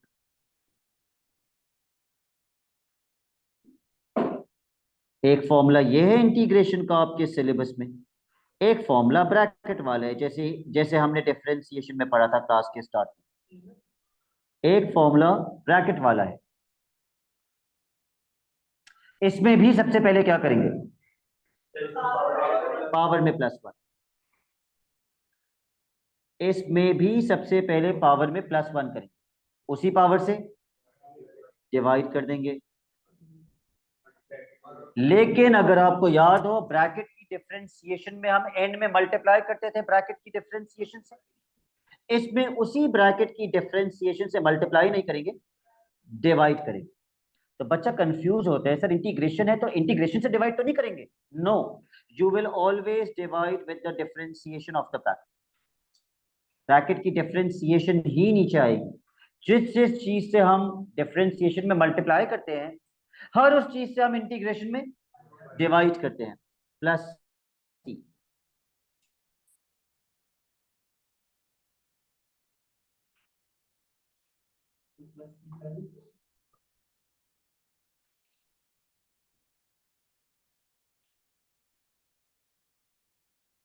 Plus सी क्यों आता है? ओके, वो भी बता देता हूँ अभी। सपोज मेरा एरिया 0 से लेके ए तक है, मुझे area of the shaded region निकालना है। तो मैं क्या करूंगा? जो भी इस कर्व की इक्वेशन है उसको क्या कर दूंगा? इंटीग्रेट। और लिमिट्स कहां से कहां तक आएंगी, 0 से लेकर ए तक। लिमिट्स जो है वो 0 से लेकर ए तक आ जाएगी, ठीक है। और इसी तरीके से वॉल्यूम निकालने का भी फॉर्मूला है, वो भी लिख लीजिए। Volume is equal to pi 0 से लेके ए वाई स्क्वायर dx।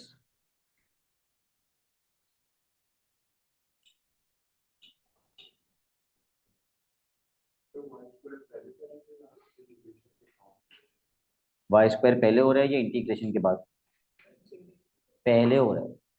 पहले आप y को स्क्वायर करेंगे, फिर आप उसको क्या कर देंगे, फिर आप उसको इंटीग्रेट कर देंगे। भाई ये फॉर्मूला है, ये फॉर्मूला है। फॉर्मूले की डेरिवेशन में हम थोड़ी जा रहे हैं कि वो फॉर्मूले के अंदर पाए कैसे आया। Okay Ahmad, why do we integrate? और उसके अलावा दो फायदे होते हैं इंटीग्रेशन के, एक तो एरिया वॉल्यूम मिल जाता है, दूसरा फायदा, यस ये ज्यादा इंपॉर्टेंट है, we integrate dy upon dx to find the equation of the curve. ये ज्यादा इंपॉर्टेंट है एरिया से। तो कर्व की इक्वेशन निकालने के लिए किसको इंटीग्रेट करते हैं, dy अपॉन dx को। और एरिया वॉल्यूम निकालने के लिए y को इंटीग्रेट करते हैं या वाई स्क्वायर को इंटीग्रेट करते हैं, ठीक है। तो सबसे पहला क्वेश्चन जो हम करेंगे इंटीग्रेशन का, वो जो अभी हमने छोड़ दिया था, ये वाला question number 7। Question number 7 second part में हमें क्या फाइंड करना है, इक्वेशन ऑफ द कर्व। और कर्व की इक्वेशन निकालने का एक ही मेथड है, एंड दैट इज इंटीग्रेशन। और हम किसको इंटीग्रेट करते हैं, dy अपॉन dx को। तो क्या मुर्तजा dy अपॉन dx मुझे क्वेश्चन में दिया हुआ है? नहीं दिया हुआ। ये क्या दिया हुआ है, f dash x. f dash x किसे कहते हैं, तो दिया हुआ तो है, इसी को इंटीग्रेट करेंगे। Please integrate this. आपको जो सबसे इंपॉर्टेंट स्टेप होगा ना, आप लिखेंगे y is equals to integration of 6x की power minus half minus 4x की पावर माइनस 3 अपॉन 2। इसको इंटीग्रेट करेंगे। आखिर में क्या लिखना जरूरी होता है, dx। अभी इंटीग्रेट किया थोड़ी जो प्लस सी लिखूंगा, अभी तो इंटीग्रेट किया ही नहीं मैंने।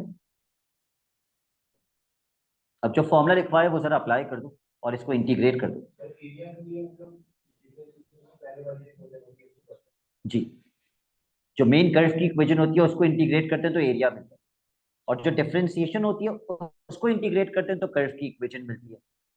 ये पूरा एक फ्लो है। इधर देखो, y y को डिफरेंशिएट किया dy अपॉन dx, आगे जा रहे हैं तो डिफरेंशिएट कर रहे हैं।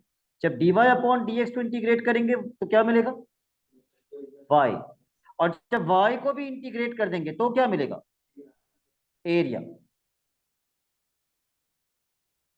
ठीक है जी। नहीं नहीं, अलग अलग दोनों को इंटीग्रेट करोगे, ये ब्रैकेट वाली नहीं है, ये ब्रैकेट वाली नहीं है। जब इसको इंटीग्रेट करोगे तो सबसे पहले पावर में क्या करते हैं, plus one. What is minus half plus one, 1/2। उसी 1/2 से डिवाइड कर दोगे। अब कोई ब्रैकेट थोड़ी है कि ब्रैकेट की डिफरेंशिएशन भी आएगी नीचे। आप अगले वाले पे चले जाते हैं, -3/2 प्लस 1 -1/2 हमजा डिवाइडेड बाय -1/2। सबसे पहले माइनस को माइनस से कैंसिल करना, ठीक है। माइनस को माइनस से कैंसिल कर देना ताकि ये प्लस बन जाए। ये 2 ऊपर जाके क्या हो जाएगा, मल्टीप्लाई। ये कैंसिल नहीं होगा, ये मल्टीप्लाई होगा।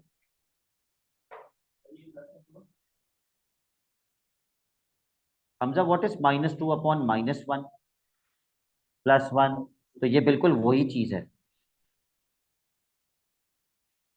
तो ये बन जाएगा 12 एक्स की पावर हाफ का मतलब square root x plus 8 x की पावर माइनस हाफ को नीचे ले जाओ, और ये हो जाएगा upon square root x plus सी।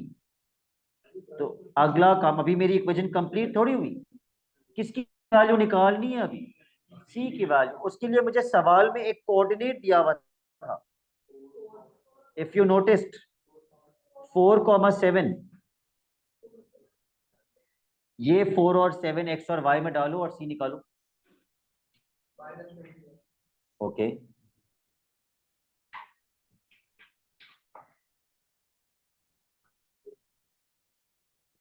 वाई में 7 और एक्स के अंदर 4।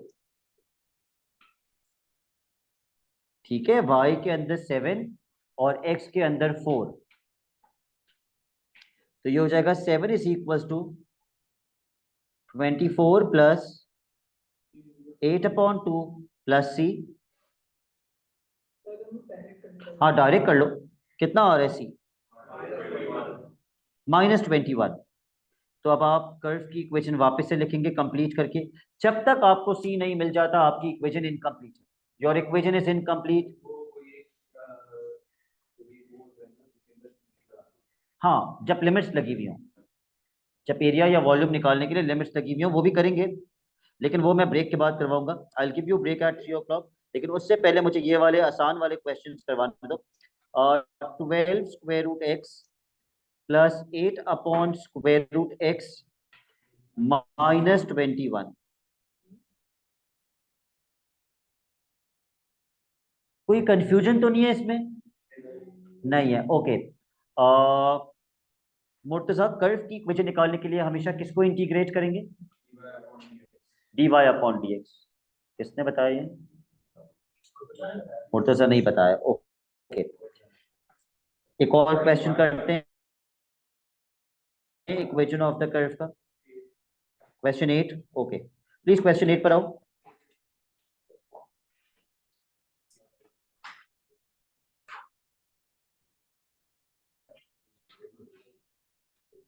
I am pasting the question over here. इसमें तो कर्व की इक्वेशन दी हुई है, आप ये क्यों कह रहे हैं इसमें निकालें? और कौन सा क्वेश्चन है जिसमें कर्व की इक्वेशन निकालनी है, चेक करो।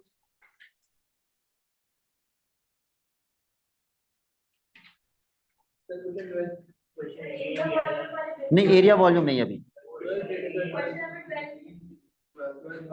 ठीक है, क्वेश्चन नंबर 12।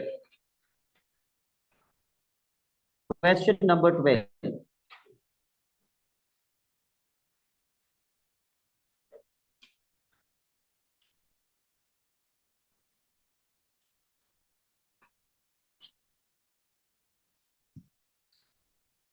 पढ़ लो पहले क्वेश्चन, डायरेक्टली मैं नहीं बताऊंगा क्या करना है। पहले आप खुद से सोचिए कि पहले पार्ट पे के की वैल्यू कैसे निकलेगी, बट डोंट टेल मी।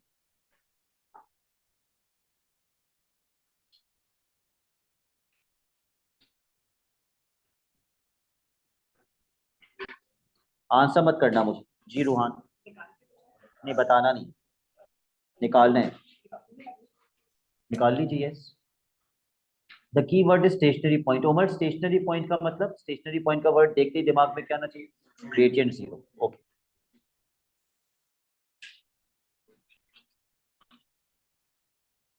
तो उमर क्या आप मुझे बता सकते हैं, अगर मुझे पता है ग्रेडियंट जीरो है तो मैं के की वैल्यू कैसे निकाल सकता हूँ? ग्रेडियंट में dy/dx को जीरो तो कर देंगे, लेकिन और किसकी वैल्यू डालनी पड़ेगी के निकालने के लिए? क्या एक्स की वैल्यू मुझे नहीं दी हुई क्वेश्चन में? टू दी हुई है ना। ग्रेडियंट जीरो है, एक्स टू है, पुट कर दो, के मिल जाएगा। ठीक है, ग्रेडियंट में जीरो और एक्स में to.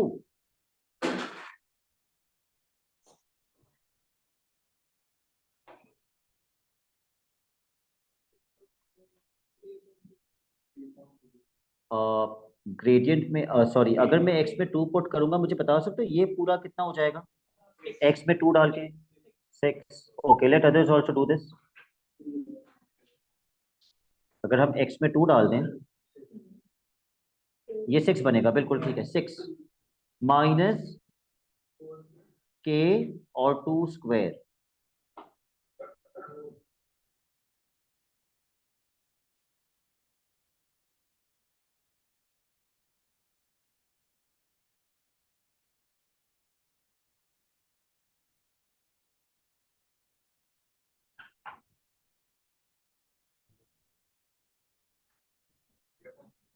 Yes,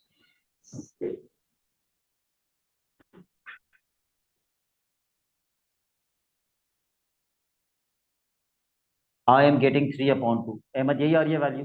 okay, part B.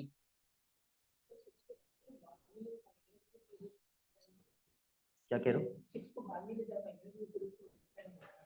हाँ, ये एक बहुत कॉमन, यस एग्जैक्टली, बाहर नहीं ले जा सकते। Okay, part B, find the equation of the curve.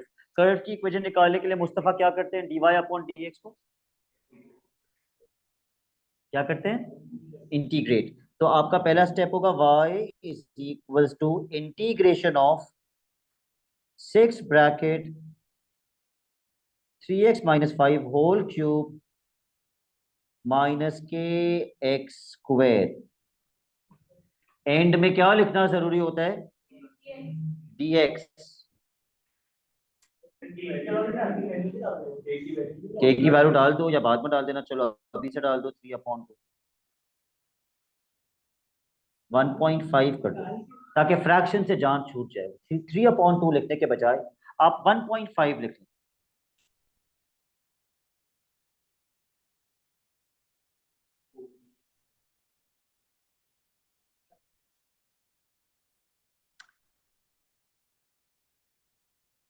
Okay रिजा, पहले मुझे इसकी इंटीग्रेशन बताइए, आप कैसे करेंगे?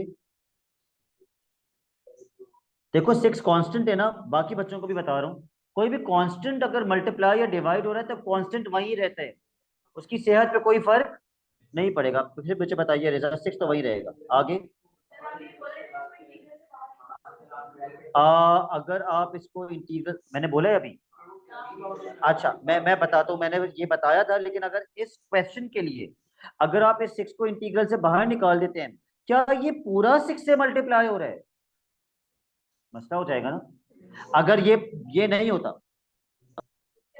अब हम आसानी से 6 को ब्रैकेट इंटीग्रल के बाहर निकाल सकते थे, लेकिन आप नहीं निकाल सकते। यस रेजा, 6 एज इट इज। उसके बाद ठीक है, पावर के अंदर सबसे पहले +1 कर देंगे, अपॉन 4 होगा, और क्या नहीं भूलेंगे? यस, ब्रैकेट की डिफरेंशिएशन भी नीचे आएगी, और ब्रैकेट की डिफरेंशिएशन क्या है? 3 माइनस, अब बताओ रेजा, 1.5 x² 1.5। अच्छा, ऐसे अगर कर रहा हूं तो क्या लिखूंगा? चलो मैं भी फ्रैक्शन में लिख लेता हूँ भाई, रिजा ने भी फ्रैक्शन में क्या हुआ है, 3/2। तो ये हो जाएगा 3/2। एक्स की पावर क्या बन जाएगी? 3। और नीचे भी क्या आएगा? 3। जो नीचे 3 आएगा वो 2 से क्या हो जाएगा? अच्छा चलो, मल्टीप्लाई नहीं करो, जो नीचे 3 आएगा वो 3 से 3 कैंसिल हो जाएगा, ठीक है। अगर आपने 1.5 से किया है तो ये बनेगा 1.5 x³ अपॉन 3। तो 1.5/3 कैलकुलेटर में देखो कितना होता है, 1/2। और मेरा भी 1/2 आ रहा है, यहाँ भी 1/2 ही आ रहा है, 3 से 3 कैंसिल करके। प्लस C मत भूलना।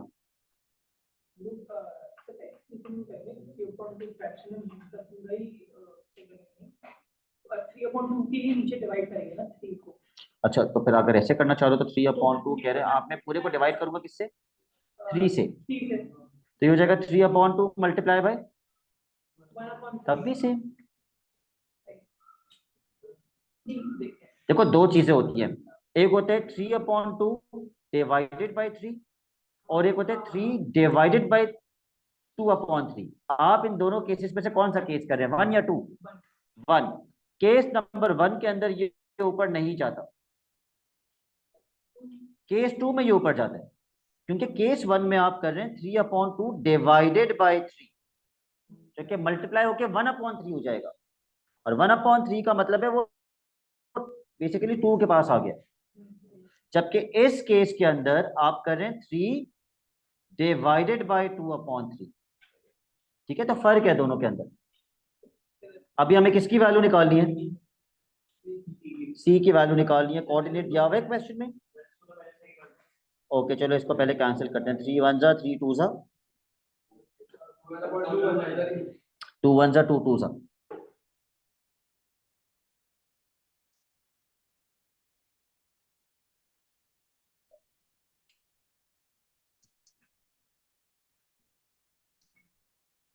What is the coordinate that we have to put?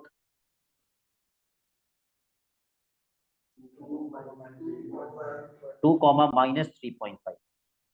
तो बहुत सारा कैलकुलेटर यूज कर लेना, मगर गलत आंसर मत निकालना। एक्स और वाई की वैल्यू पुट करो और सी निकालो कितना आएगा। वाई में -3.5 और एक्स के अंदर 2।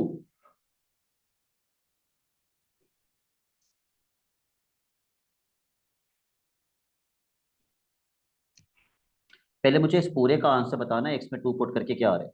इस पूरे का एक्स में 2 पुट करके इस पूरे का आंसर क्या आ रहा है, यहां से यहां तक।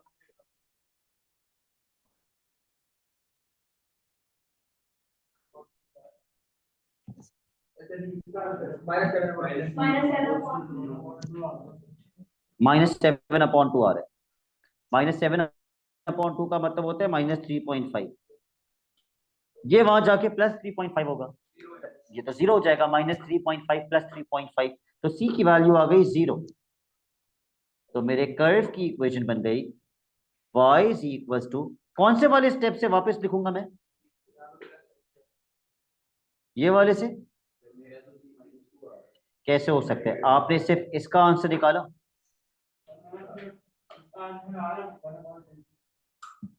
नहीं, वो आप मुझे इसका आंसर बता रहे हैं 1/2। वो आप सिर्फ शायद इसका आंसर बता रहे हैं। मैं आपसे पूछा था इस पूरे का आंसर यहां से यहां तक। तो 1/2 में -8/2 भी कर दो। -7/2 विच इज -3.5। तो वहां जाके जब +3.5 होगा तो 0 हो जाएगा। So the equation is 1/2 3x - 5 -x³ plus, हाँ लेकिन वो 0 + 0 मत लिख देना, बस यहीं पे छोड़ देना, यहीं पे छोड़ देना इसको। But the question has not ended as yet, इसमें 2 पार्ट्स और है। पार्ट सी, क्या करना है पार्ट सी में, डबल डिफरेंशिएट। आता है डबल डिफरेंशिएट करना। ओके, इसको दोबारा डिफरेंशिएट कर दो। जो भी आपकी पहली डिफरेंशिएशन थी इसको दोबारा से डिफरेंशिएट कर दो। कहाँ है पहली डिफरेंशिएशन, क्वेश्चन में दी हुई है, it's given in the question. So let's differentiate this for the second time.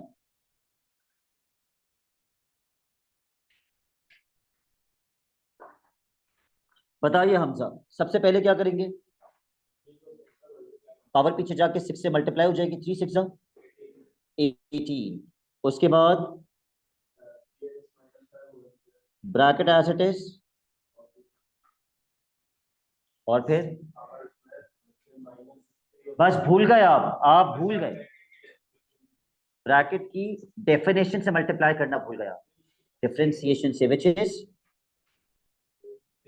3। उसके बाद माइनस,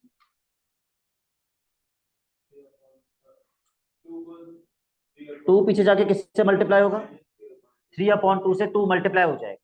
तो what is 3/2 multiply by 2,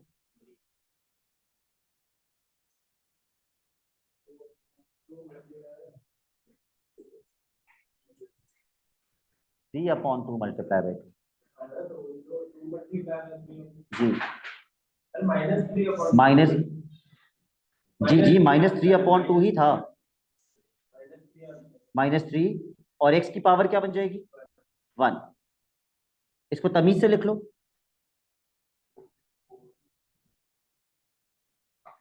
18 multiply by 3, 54। नहीं, मर्जी है आपकी, वैसे आपकी मर्जी है। 3x - 5 का square -3x।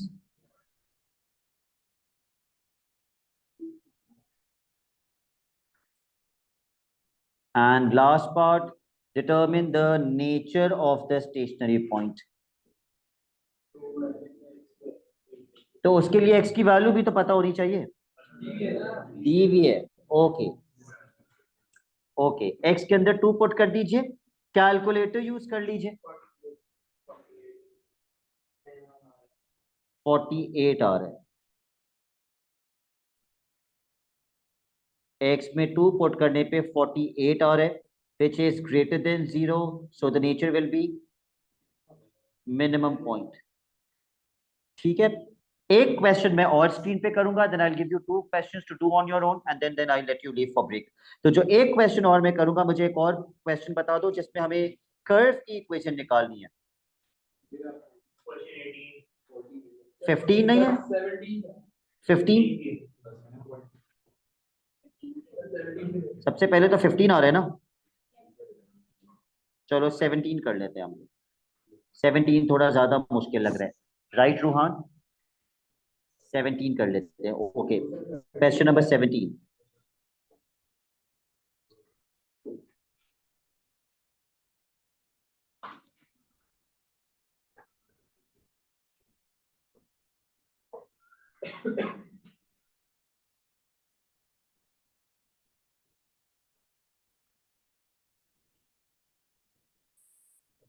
Okay, f of x is equals to 2 upon x plus 2 whole square,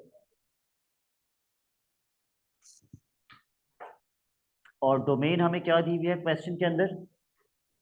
x is greater than -2। Part A, 1 से लेके इंफिनिटी तक के लिए मुझे एफ ऑफ एक्स को इंटीग्रेट करना है। लिमिट्स देख के घबराने की जरूरत नहीं है। 1 मिनट का टाइम बस मुझे दे दीजिए ताकि मैं आपको एक दो चीजें बता दूं जो बाद में भी आपके काम आएंगी। Anything upon infinity is zero, आपको पता होना चाहिए, नहीं पता तो लिख लीजिए। किसी को भी मैं इंफिनिटी से डिवाइड करूंगा, भले आप 1 करोड़ को इंफिनिटी से डिवाइड कर दीजिए, आंसर जीरो आएगा। And anything divided by zero is infinity. Anything divided by zero is infinity. Yes. क्या चीज? नहीं, फिर जीरो नहीं होगा, फिर इन्फिनिटी ही होगा। Zero divided by, that is not in your syllabus, उसके लिए एक अलग कॉन्सेप्ट लगता है, वो आप यूनिवर्सिटी में पढ़ेंगे। आप क्या पूछ रहे हैं? अगर इन्फिनिटी न्यूमरेटर में आ गया और नीचे 10 हो तो आंसर इन्फिनिटी ही होगा। किस फॉर्म में आप ये लिखेंगे? Yes, answer infinity. उसने भी तो ये सिंबल यूज किया इन्फिनिटी के लिए, उसने यूज किया इन्फिनिटी या नहीं? तो आप भी यूज कर सकते हैं। ठीक है, कुछ फॉर्म्स होती हैं, for example infinity upon infinity, ये कभी भी पेपर में नहीं आएगा क्योंकि ये एक अलग कॉन्सेप्ट से सॉल्व किया जाता है। For example zero upon zero, infinity upon zero, zero upon infinity, ये सारे स्पेशल केसेस हैं जो एक रूल लगता है, एल हॉपिटल रूल, वो आप यूनिवर्सिटी लेवल में पढ़ेंगे अगर आप इंजीनियरिंग की साइड पे जाते हैं। राइट नाउ अभी आपको इंटीग्रेट करना है एफ ऑफ एक्स, तो आप एफ ऑफ एक्स की जगह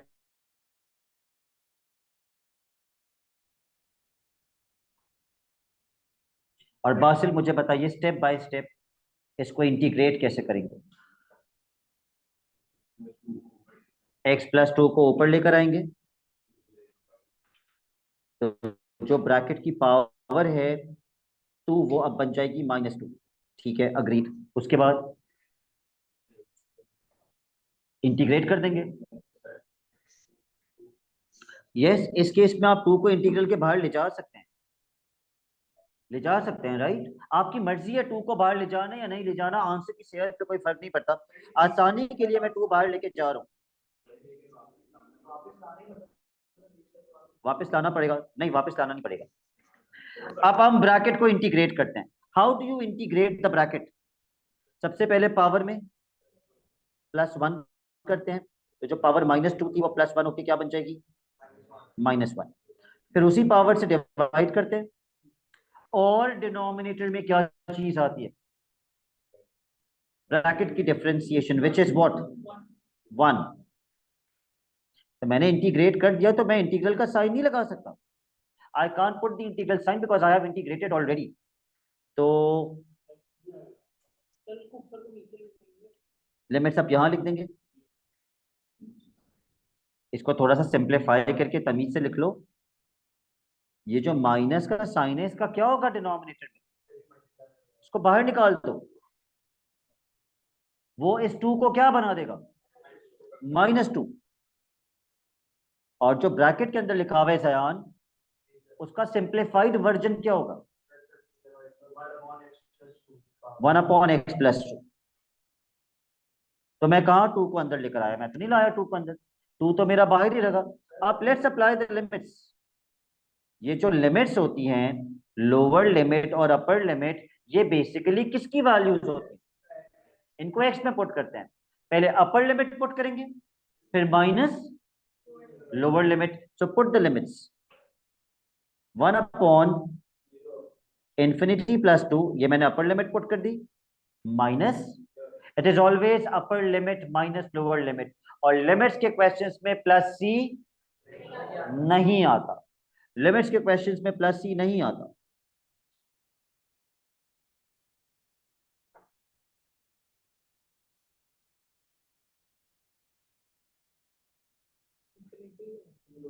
What is infinity plus 2?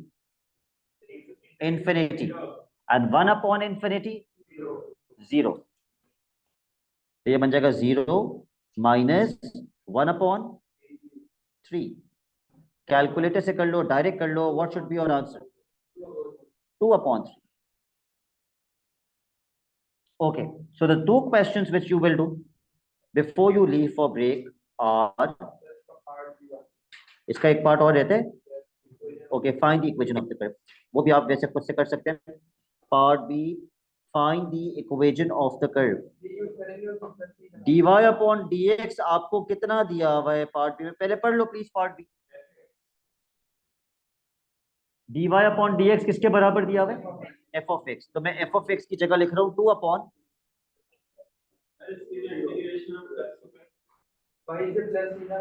बिल्कुल मैं आ रहा हूँ उस पर, आ रहा हूँ।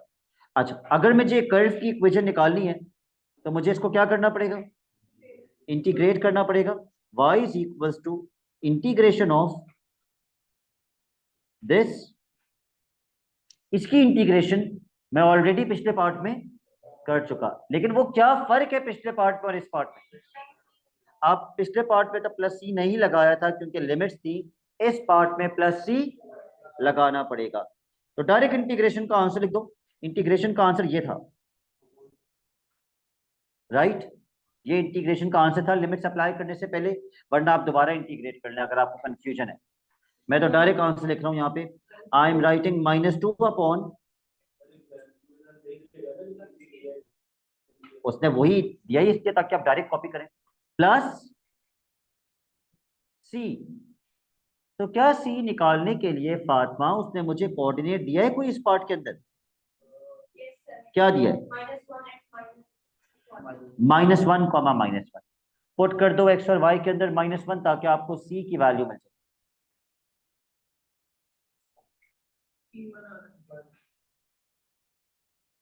एक स्टेप तो दिखाओगे ना पुट करने का, या डायरेक्ट लिख रहे हो, एक स्टेप दिखा देना प्लीज, एक स्टेप दिखा देना, फिर भले आंसर डायरेक्ट लिख देना।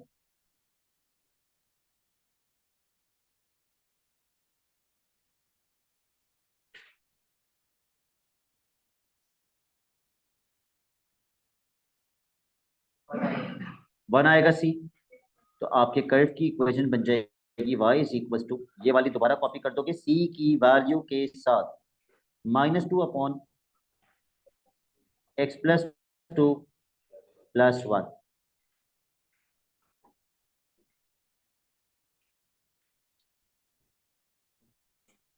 डन, हासिल हो गया ये complete.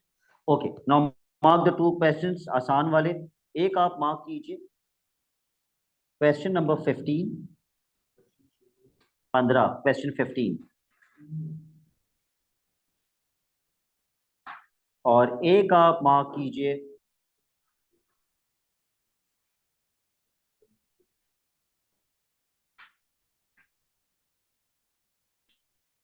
Question number 3, question number 3, start solving.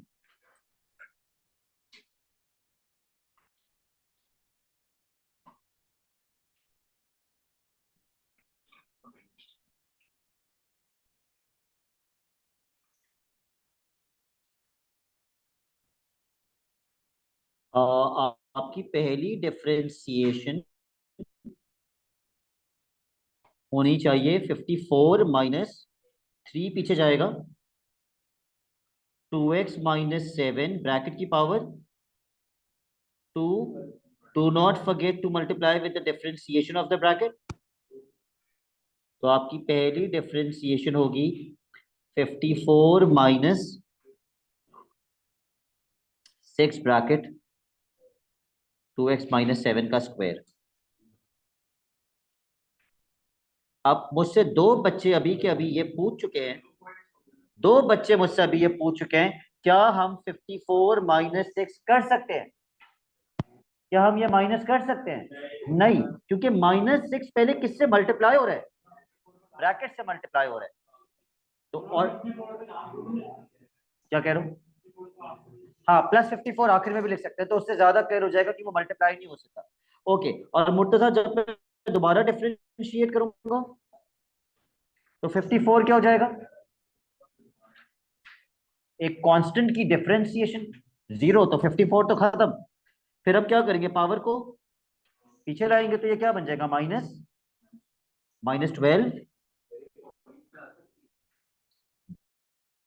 Bracket की पावर क्या हो जाएगी?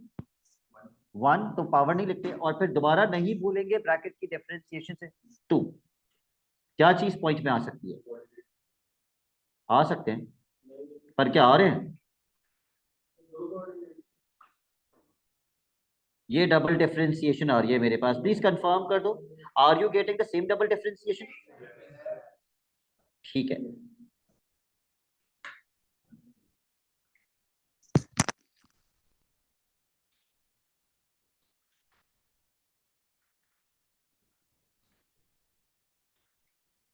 जी,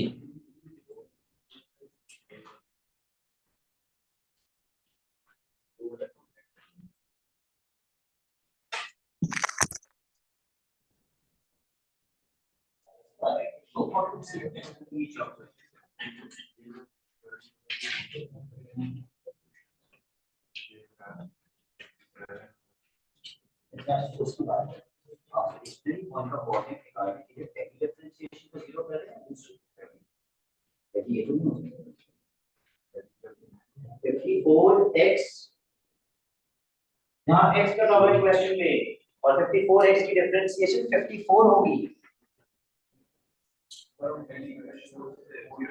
जी, पहली डिफरेंशिएशन को जब 0 से इक्वेट करेंगे तो इस बार की 2x की वैल्यूज क्या आ रही हैं? +2 -2। Anybody else who is getting +2 -2? अच्छा, इस बार से क्या किया? 54 को वहां ले गए हम, कहीं आपने इसको माइनस तो नहीं कर दिया? इक्वल टू 0 करके अगला स्टेप क्या था आपका? वहां ले जाके -54, फिर -6 को डिवाइड कर दिया। -54 अपॉन -6 इज 9। फिर दोनों साइड पे स्क्वायर रूट लगाया और प्लस माइनस लगाया, तो सही है। +2 -6 आप दोबारा चेक कर लेंगे। 5 सर, बाय के कोऑर्डिनेट 43 और 135 आ रहा है। इसका आंसर देखिए, मैं देखूं आंसर देखिए, मैं तो चेक कर रहा हूं।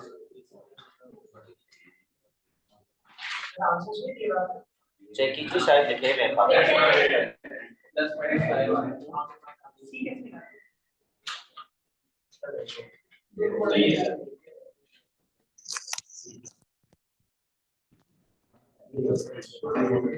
ओके, जब आपने पहली डिफरेंशिएशन को इक्वल टू 0 किया, हमदान आपकी पहली डिफरेंशिएशन क्या थी? 54 माइनस 6 ब्रैकेट, तो सबसे पहले आपने 54 को वहां शिफ्ट किया और फिर -6 को डिवाइड कर दिया, तो 9 आ गया। फिर आपने दोनों साइड पे क्या लगाया? तो प्लस माइनस लगाया,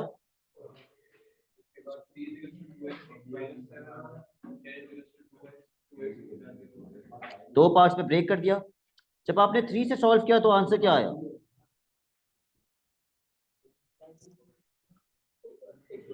एक बार 5 आएगा, आप -5 आ ही नहीं सकता। जब -7 वहां जाएगा तो व्हाट इज -3 + 7? 4। तो x की वैल्यू 2 आएगी। फिर इन x की वैल्यू उसको सवाल वाली इक्वेशन में पुट करोगे। 2 पे क्या आ रहा है? 135 और 5 पे 243। Ismar, were you able to figure out the mistake? Okay, 2,135 and 5,243। अब नेचर निकाल लो, नेचर तो खुद से निकाल लोगे, उसके लिए डबल डिफरेंशिएशन यूज करते हैं नेचर निकालने के लिए।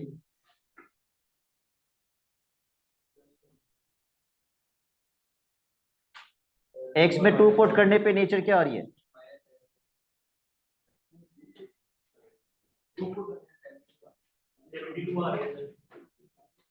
72 का मतलब minimum point.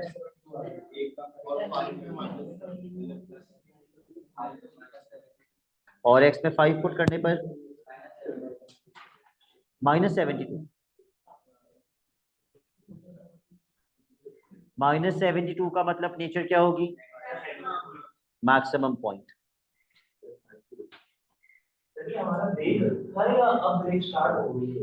That is not important. उसके बाद जो मैंने दूसरा क्वेश्चन दिया है वो स्टार्ट कर लीजिए। वो कौन सा है? Question number 15। ये 3 था। यस भाई, 2 मिनट का क्वेश्चन है। क्वेश्चन 15 जल्दी से कर लो, बस इंटीग्रेट करना है।